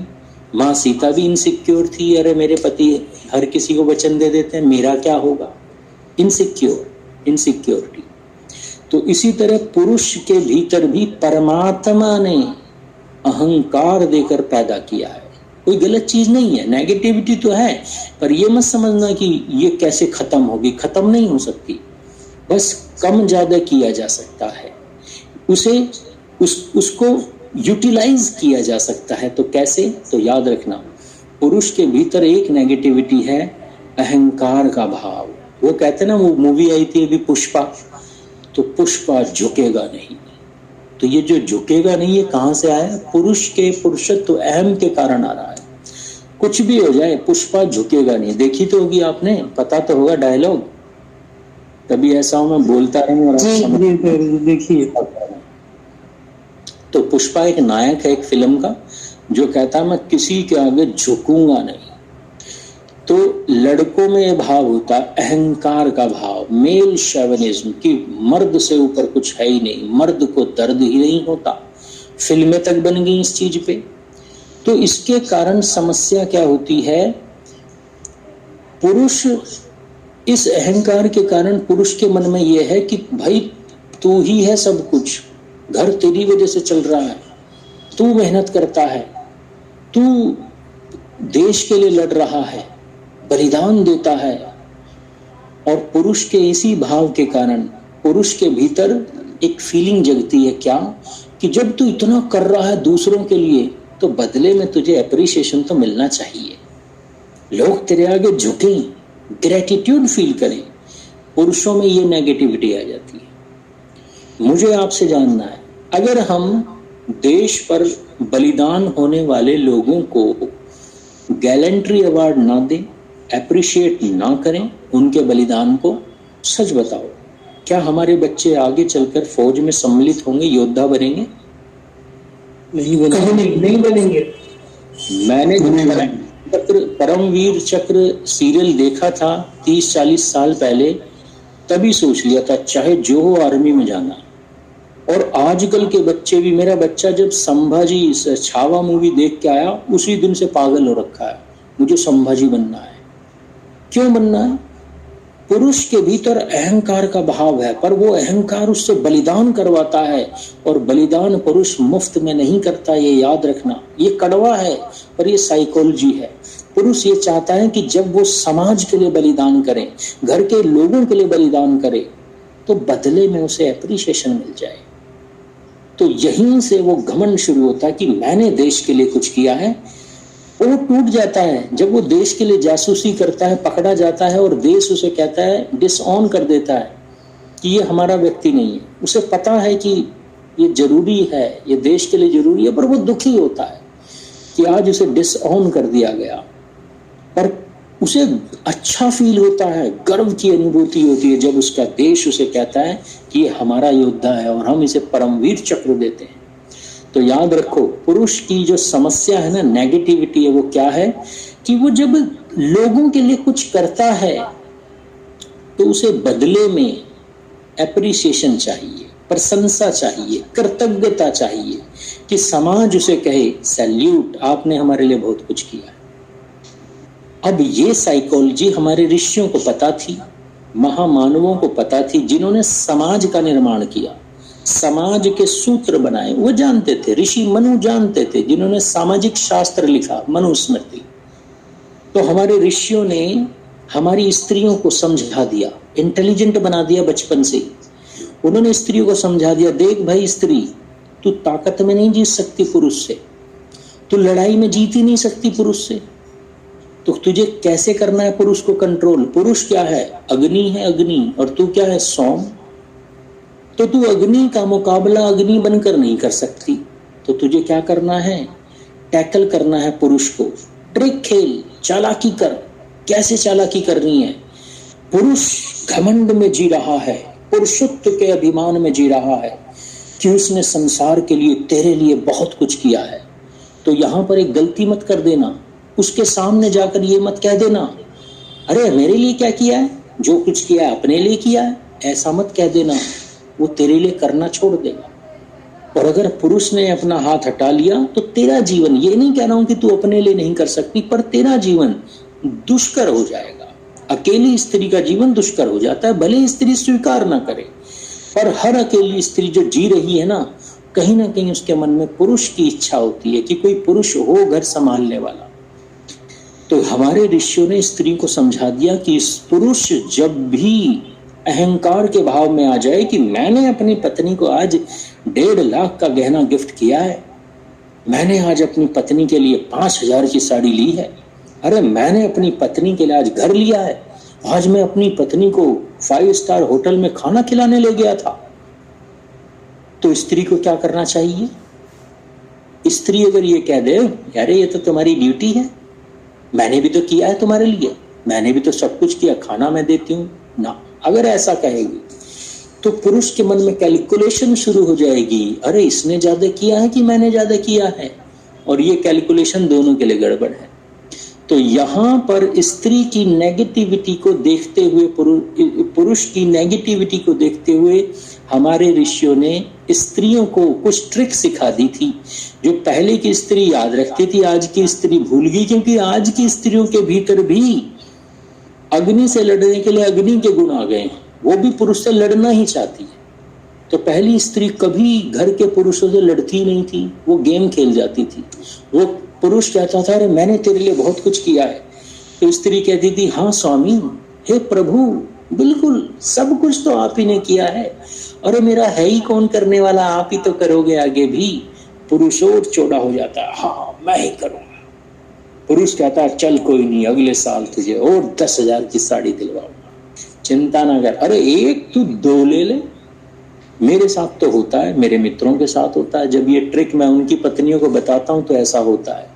तो याद रखो, अगर पुरुष आपसे कह रहा है कि मैंने किया है, तो कभी लड़ो मत। उन्होंने कहा, अरे आपके अलावा और कौन करेगा, पड़ोसी थोड़ा ना करेगा, आप ही तो करोगे, सब कुछ तो आप ही हो मेरे लिए। आई अप्रिशिएट, मेरा पति मुझसे इतना प्यार करता है। अपनी सहेलियों को बताओ, बहनों को बताओ, अपने पति की बहनों को बताओ, अपने पति के दोस्तों को बताओ, ताकि उस तक बात आ जाए, डायरेक्ट पति को बताओ।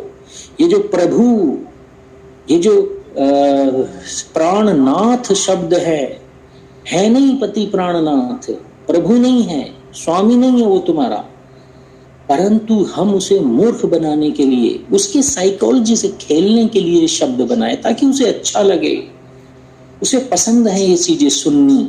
और हम लड़ती हैं, स्त्रियां लड़ने लगती हैं उनसे, अरे कितनी बार कहोगे 5 स्टार होटल में खाना खिलाया है, कितनी, अरे उसे अच्छा लगता है बार बार कहना, क्योंकि उसने किसी को नहीं खिलाया अपने घर में आज तक, वो माता पिता को नहीं ले गया आज तक, तुम्हें लेकर गया है, तो वो कहेगा, बार बार कहेगा। तो इसलिए स्त्रियों को ये माइंड गेम खेलना है, कभी भी पुरुष से डायरेक्ट टक्कर ना लो, उसके अहंकार से टक्कर ना लो, क्योंकि जब वो कह रहा है कि उसने तुम्हारे लिए किया है तो उसका अहंकार बोल रहा है। और उसे क्या सुनना है? उसे बदले में थैंक यू सुनना है, उसे बदले में अपनी प्रशंसा सुननी है। उसे ये नहीं सुनना कि अरे मेरा पति तो मेरे लिए कुछ करता ही नहीं है, अगर करता भी है तो ड्यूटी है उसकी, ऐसा नहीं सुनना है। तो आपको इंटेलिजेंटली उसकी प्रशंसा करनी है, और देखो गारंटी देता हूं अगली बार दुगना करेगा। और इसी तरह पुरुष भी, स्त्री इनसिक्योर है तो उसकी सिक्योरिटी को करने के लिए क्या करे? उसे चीजें दिलवाता रहे। वेद के मंत्र बता रहा हूं, वेद का जब मेरा विवाह हुआ तो मुझे विवाह के बाद पता चला कि एक लाइनर, एक छोटी सी पेंसिल जो हम 5 रुपए की खरीदते हैं नोटबुक बनाने के लिए, स्त्रियां उससे मेकअप करती हैं। मेकअप करने का जो लाइनर है ये 1000 रुपए का आता है। मेरे तो पैरों के नीचे से जमीन खिसक गई। मैंने अपनी पत्नी से पूछा ये महीने में कितना चलता है? उसने कहा महीने में 1 तो लग ही जाएगा। मैंने कहा हर महीने 1000 रुपए का लाइनर, और इसी तरह और दूसरी चीजें। अरे यार ये तो 10-12 हजार का खर्चा बिना बात ही हो गया शादी करके। तो आप चाहती हैं कि ये खर्चे आपके होते रहें, तो क्या करना है? पुरुषों की तारीफ करती चली जाना है। उनकी सुंदरता की तारीफ नहीं करनी है, उनकी पुरुषत्व की तारीफ करनी है। समझ रहे हो? उसको पुरुषत्व कर्तव्य है, उसकी तारीफ करनी है। और इसी तरह स्त्रियों को, पुरुषों को भी स्त्रियों की इनसिक्योरिटी को हटाने के लिए उन्हें बीच बीच में गिफ्ट देते रहना है। महंगे गिफ्ट देने हैं, अच्छे गिफ्ट देने हैं, उनकी पसंद के गिफ्ट देने हैं। और ये मैंने वेद कह रहा हूं। तो जब मेरा विवाह हुआ, मेरे आचार्य ने मुझे कहा कि आपको हर साल अपनी पत्नी को गहने बनवाने हैं। मैं कहा जी हर साल? उन्होंने कहा हाँ हर साल बनवाने हैं, बताओ वादा करो तब विवाह आगे बढ़ाओ। मैंने कहा ठीक है जी बनवा देंगे। तो याद, इससे क्या होता है? स्त्री सिक्योर होती है। तो स्त्री को दूसरी चीजें मत दिलाओ, गहने जरूर दिलवाओ। तो गहनों की वैल्यू भी बढ़ती है, हर साल बढ़ती है, वैल्यू खत्म नहीं होती। तो स्त्रियों को हमेशा गहने क्यों पसंद है? उनके गहने समेट कर रखने से उनका कॉन्फिडेंस बढ़ता है, सिक्योरिटी की फीलिंग बढ़ती है कि मेरे पास इतने तोला सोना है। तो इस तरह पुरुष और स्त्री एक दूसरे की नेगेटिविटी को हैंडल कर सकते हैं। एग्री और डिसएग्री? सहमत, पूरी तरह से एग्री। अब कुछ चीजें और हैं स्त्री और पुरुष के कैरेक्टर को लेके भी समझा देता हूँ, बिहेवियर को लेके। देखिए स्त्री हमेशा डिवोशन के साथ प्यार करती है। अगर एक बार उसे फील हो जाए ना कि जो सामने खड़ा है उसका पति, वो उसे बेपनाह प्यार करता है, फिर स्त्री जीवन में किसी और तरफ देखती भी नहीं है। अब उसका पति उसे छोड़कर भी चला जाए बॉर्डर पे, या बिजनेस करने परदेश भी चला जाए, वो अकेली उसके बिना काट लेगी जीवन, इंतजार में काट लेगी। तो कहने का अर्थ है, साइकोलॉजी ये बताती है कि स्त्रियां फिजिकली अलोन रह सकती हैं, पर शर्त है वो इमोशनली कनेक्टेड होनी चाहिए। अगर उसे ये पता लग गया कि उसका पति तो इधर उधर मुंह मारता फिरता है, फिर वो उसके बिना फिजिकली अलोन नहीं रह सकती। परंतु उसे विश्वास पैदा हो गया कि उसका पति उससे प्रेम करता है बेपनाह, फिर चाहे आप कारगिल चले जाओ, चाहे विदेश चले जाओ, आपकी पत्नी आपका ही इंतजार करेगी। ये नियम है, इसे समझ लीजिए। स्त्रियां अकेली रह सकती हैं, इसलिए आपने देखा भी होगा स्त्री जब अगर विधवा भी हो जाए तो वो जो व्यक्ति उसके जीवन में था उसकी प्रेम की यादों के सहारे अगला पूरा जीवन गुजार देती है। परंतु पुरुष अगर विधुर बन जाए, उसकी पत्नी का देहांत हो जाए, तो 6 महीने में दूसरा विवाह कर लेता है।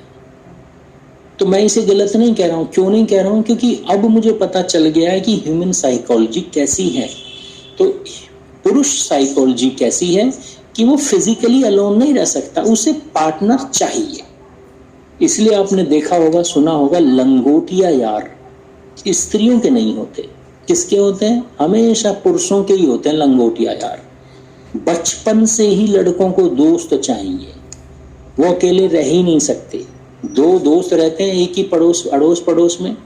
माँ ने कहा बेटे से जा बेटा मंदिर से या बाजार से कुछ सामान ले आ, 100 मीटर दूर जाना है, पर वो अकेले नहीं जाएगा, वो सीटी मार के अपने दोस्त को बुलाएगा, चल जरा वहां तक चलना है। कहने का अर्थ है कि लड़के अकेले नहीं रह सकते, इन्हें कोई ना कोई चाहिए घूमने के लिए, बात करने के लिए, फिजिकली अलोन नहीं रह सकते। और ये साइकोलॉजी वेदों में वर्णित है, ऋषियों ने बताई है। तो ऋषियों ने वेद के जब फेरे होते हैं तो वेद के मंत्रों को बोलते हुए, ऋषि अर्थों को बताते हुए आचार्य कहते हैं स्त्री से, हे स्त्री तू अपने पति को कभी अकेला मत छोड़ना। तेरा पति विदेश भी जाए तो कोशिश करना जल्दी से जल्दी तू उसके पास चली जा। मतलब अपने पति को कभी अकेला नहीं छोड़ना चाहिए। उसे क्यों नहीं छोड़ना चाहिए? उसे फिजिकली जरूरत पड़ती है, कोई ना कोई दोस्त चाहिए। आप उसके जीवन में उसे अकेला छोड़ देंगी तो वो लड़कों के साथ शराब पीने बैठ जाएगा, इधर उधर घूमने चला जाएगा, दूसरी स्त्रियों से संपर्क बनाना शुरू कर देगा, क्योंकि पुरुष अकेला नहीं रह सकता। एग्री और डिसएग्री? एग्री।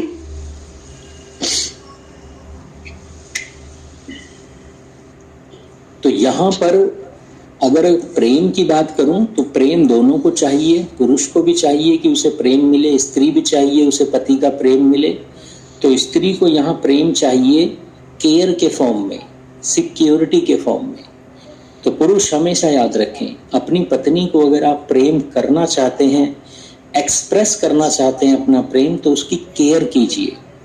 वो बीमार हो जाए केयर कीजिए, उसे जरूरत किसी चीज की हो, वो बाहर घूमने जा रही हो तो उसे पैसे दीजिए, केयर कीजिए, सिक्योरिटी उसे शो कीजिए।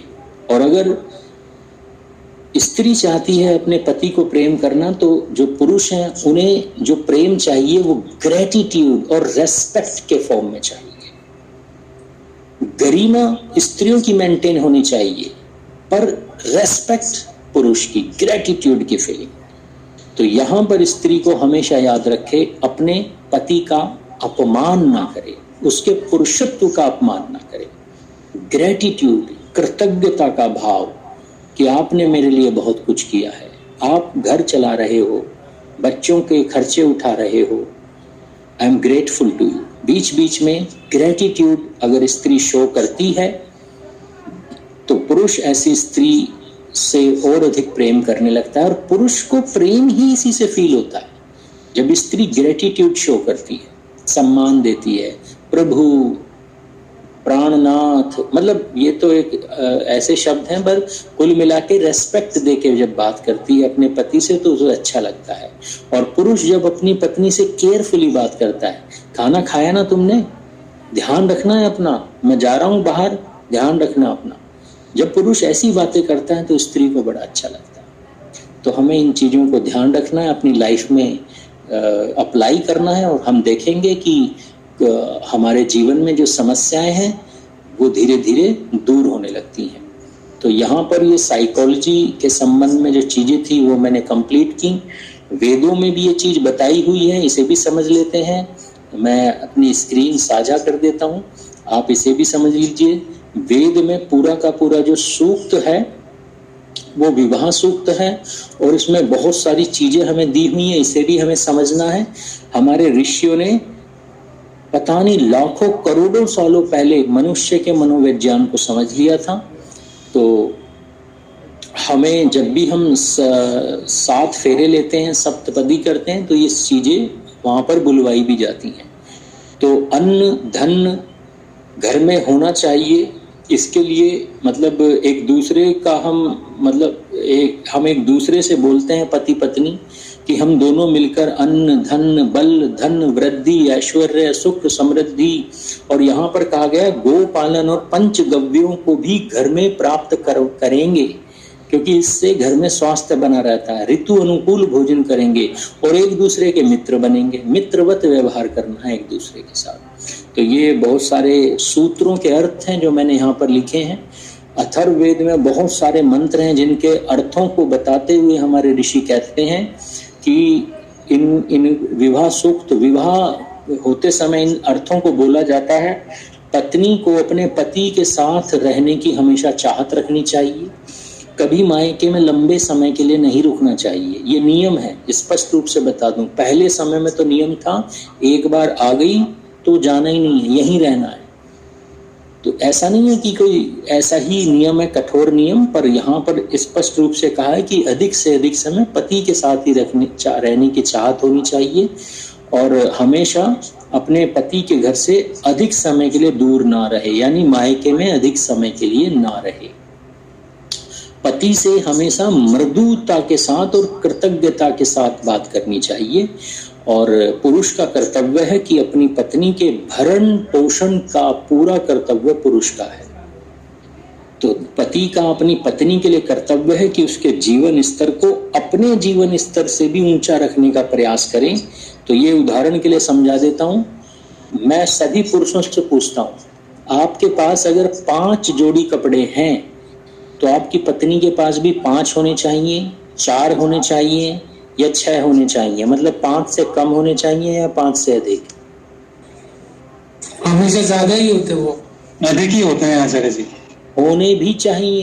ये जो वेद का सूत्र है ये यही कहता है कि अगर आपके पास 5 हैं और 5 से आपका काम चल जाता है तो याद रखना स्त्री के पास 10 होने चाहिए। अपने से अधिक जीवन का ऊंचा स्तर आपकी पत्नी का होना चाहिए। आपकी पैंट में छेद है, चल जाएगा, पर पत्नी के कपड़ों में छेद है, पत्नी के कपड़ों से दरिद्रता झलक रही है तो ये नहीं चलेगा। अपने से ऊंचा स्तर पत्नी का होना चाहिए। एग्री और डिसएग्री? एग्री जी, सहमत आचार्य जी। तो यहाँ पर ये बिंदु समाप्त होते हैं ह्यूमन साइकोलॉजी को लेके। इसके बाद एक छोटा सा प्रश्न आपसे पूछना चाहता हूँ। डिवोर्स हमारी संस्कृति में तो नहीं है, मुसलमानों और ईसाइयों में होता है तलाक और डिवोर्स। तो क्या अगर 2 लोगों के विवाह हो जाए जिनके विचार आपस में मिलते ही ना हो, बिल्कुल भिन्न हो, एक बीजेपी वाला हो, एक कांग्रेस वाला हो, एक शाकाहारी हो, एक मांसाहारी हो, एक सेकुलर हो, एक धर्मनिष्ठ हो, तो क्या इन लोगों को भी जीवन भर एक ही साथ रहना है? क्योंकि हमारे यहाँ तो तलाक होता ही नहीं है हमारी संस्कृति में। तो क्या करना चाहिए? क्या ऐसे लोग मिलकर दिव्य संतानों को जन्म दे पाएंगे? या दिव्य संतान तो छोड़ो, क्या घर में प्रेम पूर्वक रह भी पाएंगे? और पुराने समय में तलाक होते क्यों नहीं थे, ये भी मुझे जानना है। क्या हमारे ऋषियों ने तलाक का कोई कॉन्सेप्ट दिया ही नहीं है, या है और हमें पता नहीं है? आचार्य जी, पुराने समय में चाहे मान लो किसी ने ह्यूमन साइकोलॉजी ना पढ़ी हो, लेकिन व्यवहार वाइज मैंने ऑब्जर्व किया है कि मेल और फीमेल जो आपने बताए हैं ऐसा करते थे। बिल्कुल, पुराने समय में वास्तव में गुरुकुलों से ये सारी चीजें सीख कर आते थे। तो डिवोर्स होते ही नहीं थे, समझदार थे, साइकोलॉजी भी जानते थे, कर्तव्य भी जानते थे, समाज के अनुशासन में भी रहते थे। तो इसलिए समस्याएं नॉर्मली नहीं होती थी। फिर भी समाज में ऐसे उदाहरण पहले भी थे, आज भी थे, कि अगर वैचारिक मतभेद बहुत अधिक हैं तो डिवोर्स नाम की चीज तो नहीं होती थी, पर इतना होता था कि स्त्री और पुरुष दोनों एक ही घर में अलग अलग रह लिया करते थे, बस एक दूसरे को बिना परेशान किए।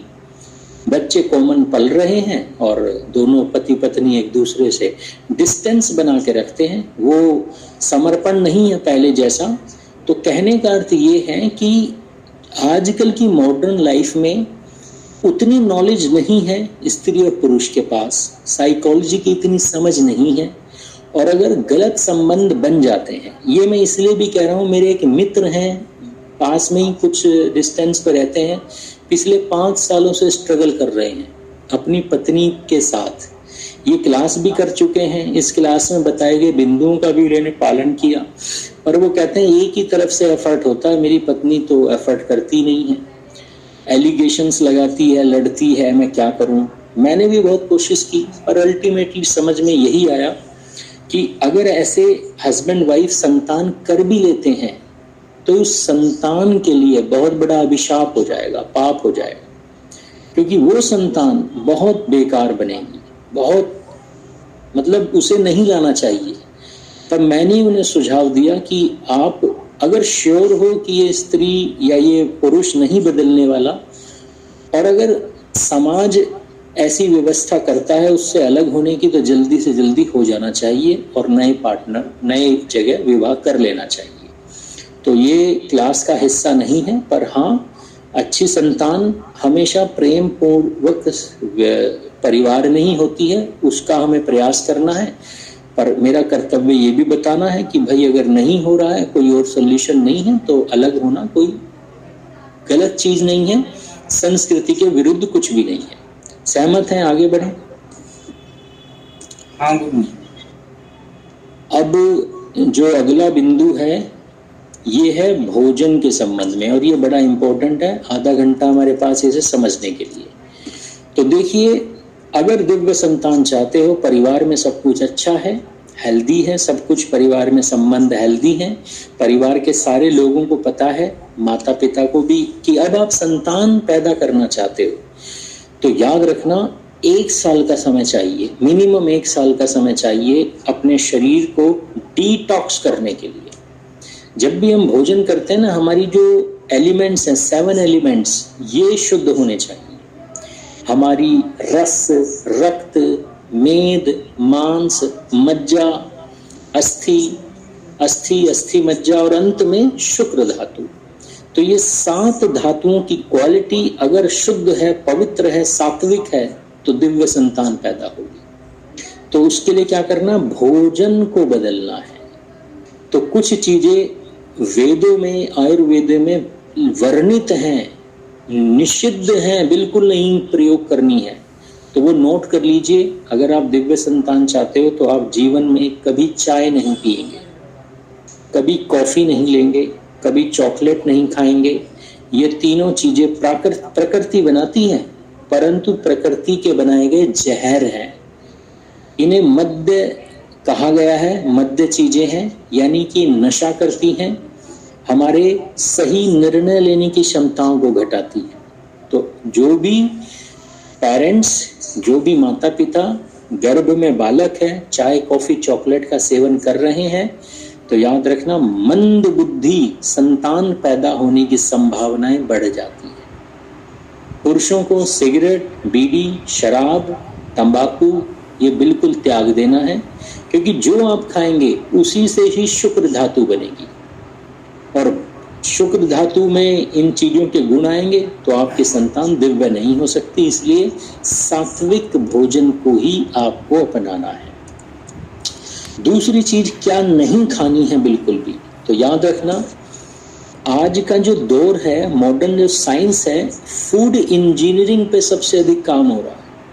और दुनिया में जितने फूड इंजीनियर हैं, इन फूड इंजीनियर से जब कोई टर्म हमारे दिमाग में आती है, फूड इंजीनियरिंग, तो हमें ऐसा लगता है कि शायद सरकारें हमारे लिए अच्छा भोजन हमें मिले, इसके लिए कोई कोर्स चला रही हैं, साइंटिस्ट बिठा रही हैं कि हमारे जीवन में कोई जहर ना आ जाए भूल से भी। आपको भी ऐसा ही लगता है? शुरू में मुझे भी ऐसे लगता था कि फूड इंजीनियर का काम है हर चीज में पता करना कि इसमें जहर तो नहीं है, और उसको निकालना और शुद्ध चीजें प्रोवाइड कराना। अब जाकर मुझे समझ में आया, जब मैंने स्टडी की, तो जितने भी फूड इंजीनियरिंग के कोर्सेज चल रहे हैं, जितने भी साइंटिस्ट हैं, जितनी भी लेबोरेटरीज हैं, इनका एक ही काम है कि सस्ते में नकली चीजें बनाना जो बिल्कुल भोजन के जैसी लगे और जो जहर हो और सस्ती हो और समाज में उन्हें फैला देना। तो याद रखना, जितनी भी कोल्ड ड्रिंक्स हैं, जितने भी स्नैक्स हैं, जितना भी 5 स्टार होटल में खाना बनता है, ये सब फूड कमाल है। इसलिए जितना भी मार्केट में भोजन है, जितना भी डब्बा बंद भोजन है, आपको इस भोजन। सुचित्रा शर्मा जी कुछ कहना चाह रहे हैं? बोलो। नहीं, म्यूट रखिए फोन। तो तो जितना भी डब्बा बंद भोजन है मार्केट में, ये आपको नहीं खाना है। इसमें प्रिजर्वेटिव्स होते हैं, इसमें केमिकल्स होते हैं, इसमें इसेंस होते हैं, इसमें कलर्स होते हैं, इसमें इसेंस होते हैं, और ये सारी चीज़ें हमारे लिए हार्मफुल हैं। अगर आप दिव्य संतान चाहते हैं तो याद रखना, बाजार में जितनी भी मिठाई है, चैलेंज देता हूँ, किसी को भी टेस्ट करा लो, सब में सोडियम हाइड्रोसल्फाइड मिलेगा ही मिलेगा। जितनी भी नमकीन चीज़ें बाजार में है, चैलेंज देता हूँ, हर एक में मोनोसोडियम ग्लूकोज मिलेगा ही मिलेगा। जितनी भी डब्बा बंद पैकेट बंद चीज़ें हैं, इसमें सोडियम बेंजोएट मिलेगा ही मिलेगा। जितने भी बेकरी प्रोडक्ट हैं, इसमें अमोनिया का बेकिंग पाउडर मिलेगा ही मिलेगा। मैं आपको बताता हूँ, अभी 3-4 दिन पहले की घटना। मैं एक फूड फैक्ट्री में गया किसी कार्य से, इतनी गंदी स्मेल आ रही थी कि मुझसे रहा नहीं जा रहा था। मैंने कहा, भाई यहाँ क्या कॉकरोच या चूहे मारने की दवाई छिड़कवाई है क्या आपने? वो कहता है, नहीं नहीं, ये ना अमोनिया से आ रही है। मैंने कहा, अमोनिया का फूड फैक्ट्री में क्या काम? वो बिस्किट बनाने की एक फैक्ट्री थी, कुरकुरे चिप्स इस तरह की चीज़ें बनानी थी। मेरे परिचित थे, मैं मिलने गया था। वो कहते हैं जितने भी बेकरी प्रोडक्ट होते हैं उसमें अमोनिया पड़ता है। मैं कहा, इसका क्या काम होता है? वो कहते हैं ये फुलावट के लिए होता है। मैंने कहा, फुलावट के लिए तो मीठा सोडा पड़ता है, घरों में हम मीठा सोडा डालते हैं, भटूरे बनाने होते हैं मीठा सोडा डालते हैं।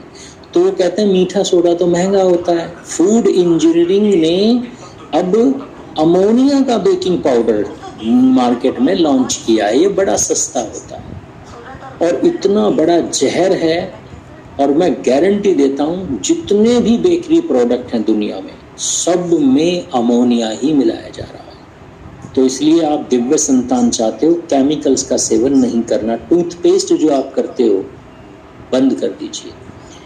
अच्छी क्वालिटी का दंत मंजन प्रयोग कीजिए आयुर्वेदिक, वरना शरीर जो धातुएं हैं वे पुष्ट नहीं होंगी, समस्याएं आएंगी। स्क्रीन पर जो चीजें आपको दिख रही हैं, इनका उपयोग आपको अपने जीवन में, अपनी रसोई में कभी भी नहीं करना। अगर दिव्य संतान चाहते हो, सफेद रंग की चीनी और सफेद रंग का नमक बिल्कुल भी प्रयोग नहीं करना। डालडा रिफाइंड बिल्कुल भी प्रयोग नहीं करना। यहाँ तक कि जो नॉर्मल ऑयल होते हैं वो भी लकड़ी की घानी से निकले हुए ही प्रयोग करने हैं, जिन्हें कोल्ड प्रेस्ड ऑयल कहते हैं।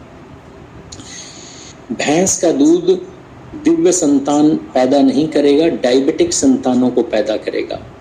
आप मांस खाते हैं, सोयाबीन खाते हैं, तो आपके घर में बीमार संतान पैदा होगी। नेस्ले के कोई भी प्रोडक्ट, मैगी, चॉकलेट्स, कुछ भी हो, ये जहर हैं। बाजार की मिठाइयाँ जहर हैं, बिल्कुल भी आपको उपयोग नहीं करनी है। क्या उपयोग करना है, किन चीज़ों का अधिक सेवन करना है? ये वो सुपर फूड हैं जो आपकी बॉडी को डिटॉक्स करते हैं। तो आपके जनन अंगों की मसल्स, आपके जनन अंगों की नसें जो हैं वो शक्तिशाली होनी चाहिए। जितने भी मिसकैरेज होते हैं वो इसी कारण होते हैं महिलाओं में। उनके गर्भ की मांसपेशियां, जनन अंगों की मांसपेशियां और नसें कमजोर होती हैं। तो आपको हमेशा ये भोजन प्रयोग करना है जो हमारी नसों और मांसपेशियों को ताकत देता है, और विशेष रूप से जनन अंगों की। तो फलों में जो सबसे अच्छे फल हैं उसमें नारियल है, बॉडी को डिटॉक्स करता है, सारे मिनरल्स की पूर्ति करता है। पोमोग्रेनेट यानी कि अनार का सेवन आपको करना है, जो गर्भ को ताकत देता है, जनन अंगों को ताकत देता है, आयरन की कमी को पूरा करता है। मीठा जब भी खाएं तो हमेशा मिश्री का मीठा ही खाएं, अगर दिव्य संतान चाहते हो। अगर बजट थोड़ा सा आप मैनेज करो अपना, तो ये जो मिश्री है, असली मिश्री लाल मिश्री होती है जो स्क्रीन पर आपको दिख रही है, सफ़ेद मिश्री जहर होती है। लगभग 3-3.5 किलो खांड से 1 किलो मिश्री बनती है, और इसमें सबसे सात्विक, सबसे पवित्र गुण होते हैं। श्री राम, श्री कृष्ण और इनकी माताएं माखन मिश्री खाया करते थे, घी मिश्री खाया करते थे।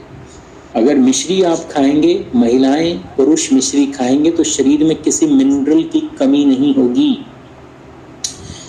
शरीर में कभी ब्लड की कमी नहीं होगी, कैल्शियम, मैग्नीशियम, आयरन की कभी कमी नहीं होगी। मिश्री में सारे गुण होते हैं। आप डॉक्टर के पास जाएंगे, डॉक्टर आपको डेक्सोरेंज नामक एक सिरप दे देगा, नेट पे सर्च कर लीजिएगा। और जो प्रेग्नेंट हो चुकी हैं महिलाएं और घर में बालक हो चुके हैं, डॉक्टर उन्हें देते हैं, उन्हें पता है। जानवरों के कत्ल खानों में मरे हुए जानवरों के खून से डेक्सोरेंज नामक सिरप बनाया जाता है, जो महिलाओं को दे दिया जाता है, जिससे कैल्शियम, आयरन, मिनरल शरीर में पूर्ति होती है।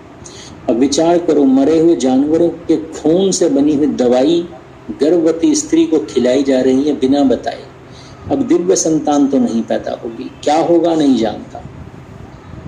शरीर में को डिटॉक्स रखने के लिए कुछ चीजें ऐसी हैं जो हमेशा शुद्ध से भी शुद्धतम फॉर्म में आपको अवेलेबल करानी है।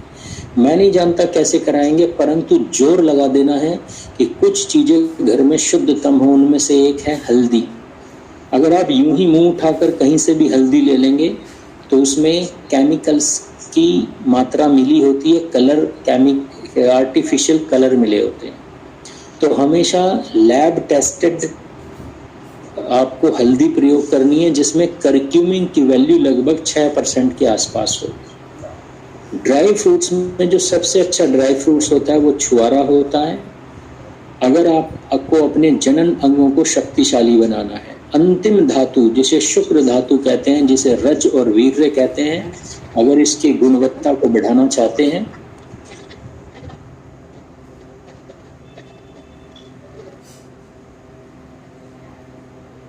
कौन है एक सदस्य निक रीत जी, आपको मीटिंग से बाहर किया जा रहा है।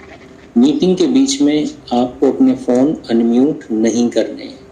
आपको अगर इस स्टेज पे मैं मीटिंग से बाहर करूंगा तो फिर एंड तक नहीं जोड़ पाऊंगा, इसलिए ध्यान रखें, नियमों का पालन करें। व्यवस्था जो है उसमें भंग होता है, इसलिए ध्यान रखें। जो लय चल रही होती है वो क्लास की, वो टूटती है। तो ध्यान रखें, ड्राई फ्रूट्स में सबसे अच्छे ड्राई फ्रूट्स जो हैं वो छुआरे हैं। दिन भर में सुबह शाम 2-2, 3-3 छुआरे भिगोकर इसका सेवन करना है। आयुर्वेद कहता है अगर आपके जीवन में सफेद नमक हटा दिया जाए और गाढ़ा गुलाबी, हल्का गुलाबी नहीं, याद रखना हल्का गुलाबी ईरानी नमक होता है, जहर है। गाढ़ा गुलाबी नमक अगर आपके जीवन में आ जाए तो ये हड्डियों को मजबूती देता है, हार्मोनल बैलेंस बना के रखता है। इसके लाभ गिनते रहो, एकमात्र नमक बदलने से गाढ़ा गुलाबी होना चाहिए बिल्कुल। हड्डियां मजबूत, हार्मोनल बैलेंस बना के रखेगा, थायराइड नहीं होने देगा। दूसरा, जनन अंगों को ताकत देगा। और चौथा सबसे बड़ा, कैंसर वाले जो तत्व होते हैं उन्हें शरीर में नहीं बनने देगा। मात्र एक चीज कि आपने नमक बदल लिया और उसके बाद कितना अच्छे लाभ आपके जीवन में हुए। इसी तरह इम्यूनिटी, जब हम गर्भ धारण के लिए जाएं तो एंश्योर करना है कि इससे पहले हमारी इम्यूनिटी स्ट्रांग होनी चाहिए। और इम्यूनिटी स्ट्रांग करने के लिए आयुर्वेद में जिसे महाऔषधि कहा गया वह है शुद्ध शहद। और जमा हुआ शहद अगर कहीं से मिल जाए तो ये महाअमृत होता है। बस इसकी पहचान क्या है कि इस जमे हुए शहद को धूप में रख देना है, सुबह शाम तक ये पिघल जाएगा, फिर रात को ठंड में रख दो, जम जाएगा। अगर ये पिघल गया और फिर दोबारा जम गया तो शुद्ध है। दूसरा, इसमें कई बार वैक्स मिला देते हैं तो भी जम जाता है, वैक्स नहीं होना चाहिए। इसकी पहचान क्या है? जमे हुए शहद को निकालो, रूम टेम्परेचर पर एक गिलास में पानी लो, उसमें घोल दो, 1-2 मिनट तक चलाते रहो, घुल जाएगा। अगर शुद्ध है तो घुल जाएगा, वैक्स मिला हुआ हो तो नहीं घुलेगा। तो ऐसा शहद अगर आपको मिल जाए, क्रिस्टलाइज्ड हनी, तो ये आयुर्वेद में महाऔषधि है। घी का सेवन निरंतर करना है। घी स्निग्धता देता है। आप विचार कीजिए, पहले समय में सिजेरियन नहीं होते थे, नॉर्मल डिलीवरी होती थी। क्यों? गर्भ में इतनी चिकनाहट होती थी, इतनी चिकनाहट होती थी कि बच्चा जब आने का समय होता था, हार्मोन्स बनते थे, हार्मोन्स रिलीज होते थे, मांसपेशियां चौड़ी हो जाती थी और बच्चा फिसलता हुआ बाहर आ जाता था, क्योंकि गर्भ में स्निग्धता थी। और ये स्निग्धता, चिकनाई कैसे आती है? घी के सेवन से। तो घी शुद्ध होना चाहिए, गाय का होना चाहिए, देसी गाय का, बिलोकर बनाया गया होना चाहिए। तो ऐसे घी का सेवन अच्छी मात्रा में करना है भोजन के साथ, भोजन कभी रूखा नहीं करना है। और अगर इस घी में कुछ विशिष्ट जड़ी बूटियां पका दी जाएं तो इसका नाम हो जाता है सोम घृत, जिसे पुत्रेष्टि यज्ञ में सबसे श्रेष्ठ घृत कहा गया। राम और कृष्ण ऐसे ही बनते हैं। तो इनकी माताएं जेल में भी यज्ञ किया करती थी, सोम घृत का सेवन किया करती थी, विचार कीजिए। तो इसलिए सोम घृत 1 साल पहले से पति और पत्नी सेवन शुरू कर दे सोम घृत का। इससे मांसपेशियां, गर्भ, जनन अंग सब शक्तिशाली और पुष्ट होने लगते हैं। और अगले 1-2 साल तक, बच्चा होने के भी 1-2 साल तक इसका सेवन स्त्रियों को करना है, क्योंकि मांसपेशियों को और नसों को ताकत इन चीजों से मिलती है। तो ये था भोजन के संबंध में, कोई तो पूछ लीजिए। आचार्य जी, ये सोम घृत घी बोले हैं, वो ये घर में बनाया जा सकता है या कहीं अवेलेबल है, कहीं से ला सकते हैं? इसके बनाने की विधि हमारी संहिताओं में है, शास्त्रों में है। उसमें लगभग 28 जड़ी बूटियां होती हैं, वो आपको खरीदनी है, उसका रेशो वहीं पे दिया हुआ है। अब क्या करना, इन जड़ी बूटियों को खरीदने के बाद एक रेशो पानी का होता है, उस पानी में पकाया जाता है। जब हमने इसे बनाया तो हमारे जो वैद्य हैं उन्होंने पूरे दिन पानी में पकता है। तो पानी में जैसे अगर 50 लीटर पानी में जड़ी बूटियां पका रहे हैं तो वो 50 लीटर पानी पकते पकते 10वां भाग हो जाता है, यानी 5 लीटर पानी बचता है। अब उस 5 लीटर पानी में दुगना घी डाला जाता है और फिर उसे 8-9 घंटे तक पकाया जाता है ताकि वो 5 लीटर पानी उड़ जाए। तो अब क्या बचेगा, वो जो सत्व था औषधियों का वो बचेगा और घी बचेगा, तब बनता है सोम घृत। और सोम घृत के लाभ बता देता हूँ। जनन अंगों को ताकत देता है, मांसपेशियों और नसों को ताकत देता है, शारीरिक कमजोरी को दूर करता है। और इसमें ऐसी धातुएं हैं, ऐसे इसमें औषधियां हैं जो हमारे शरीर में अगर कहीं बांझपन की समस्या होती है उसको दूर करती हैं। शुक्र धातु को पुष्ट करती हैं बिना शरीर में वासना को बढ़ाए। एक उदाहरण देता हूं, अगर मीटिंग में कोई ऐसे सदस्य हैं जिन्हें लगता हो कि उन्हें शारीरिक दौर्बल्यता है, उनके भीतर जो है सेक्सुअल पावर है ही नहीं, अगर आप डॉक्टर के पास जाओगे आयुर्वेद के तो वो आपको जड़ी बूटियां देगा। क्या? वो आपको शिलाजीत दे सकते हैं, वो आपको शतावर दे सकते हैं, वो आपको मूसली दे सकते हैं, वो आपको इसी तरह की अश्वगंधा वगैरह कुछ जड़ी बूटियां दे सकते हैं, पौंछ के बीज, इस तरह की बहुत सारी जड़ी बूटियां हैं। इनसे भी हमारी दौर्बल्यता कम होती है, किंतु इसका एक साइड इफेक्ट है। क्या? कि ये दवाइयां हमारे शरीर में वासना के स्तर को भी बढ़ाती हैं। और अगर दिव्य संतान चाहिए तो वासना का स्तर नहीं चाहिए, प्रेम बढ़ना है। तो शारीरिक दौर्बल्यता तो ठीक होनी चाहिए पर बिना वासना बढ़ाए। तो इसके लिए आयुर्वेद में जिन औषधियों को इस घी में पकाया जाता है वो यही कार्य करती है। इसमें कुछ ऐसी जड़ी बूटियां भी हैं जो होने वाले बालकों के जीवन पर भी कार्य करती हैं, उनके स्वास्थ्य पर, उनके रंग रूप पर भी कार्य करती हैं।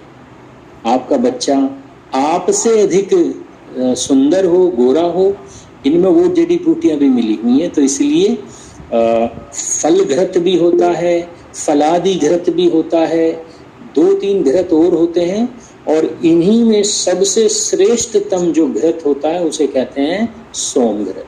तो इसका सेवन इस उद्देश्य से हमें करना चाहिए। अन्य कोई प्रश्न?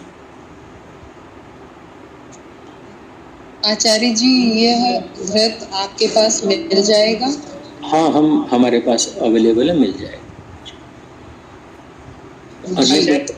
आचार्य जी, ये हम लोग तो यहाँ दूर रहते हैं, बिहार से हैं, तो फिर आपके पास से ये सोम घृत घी यदि मंगाना है, क्योंकि खुद बनाना नॉलेज भी नहीं है और गड़बड़ हो जाएगा, कुरियर से भेजते हैं, वो हम कर लेंगे बाद में बात।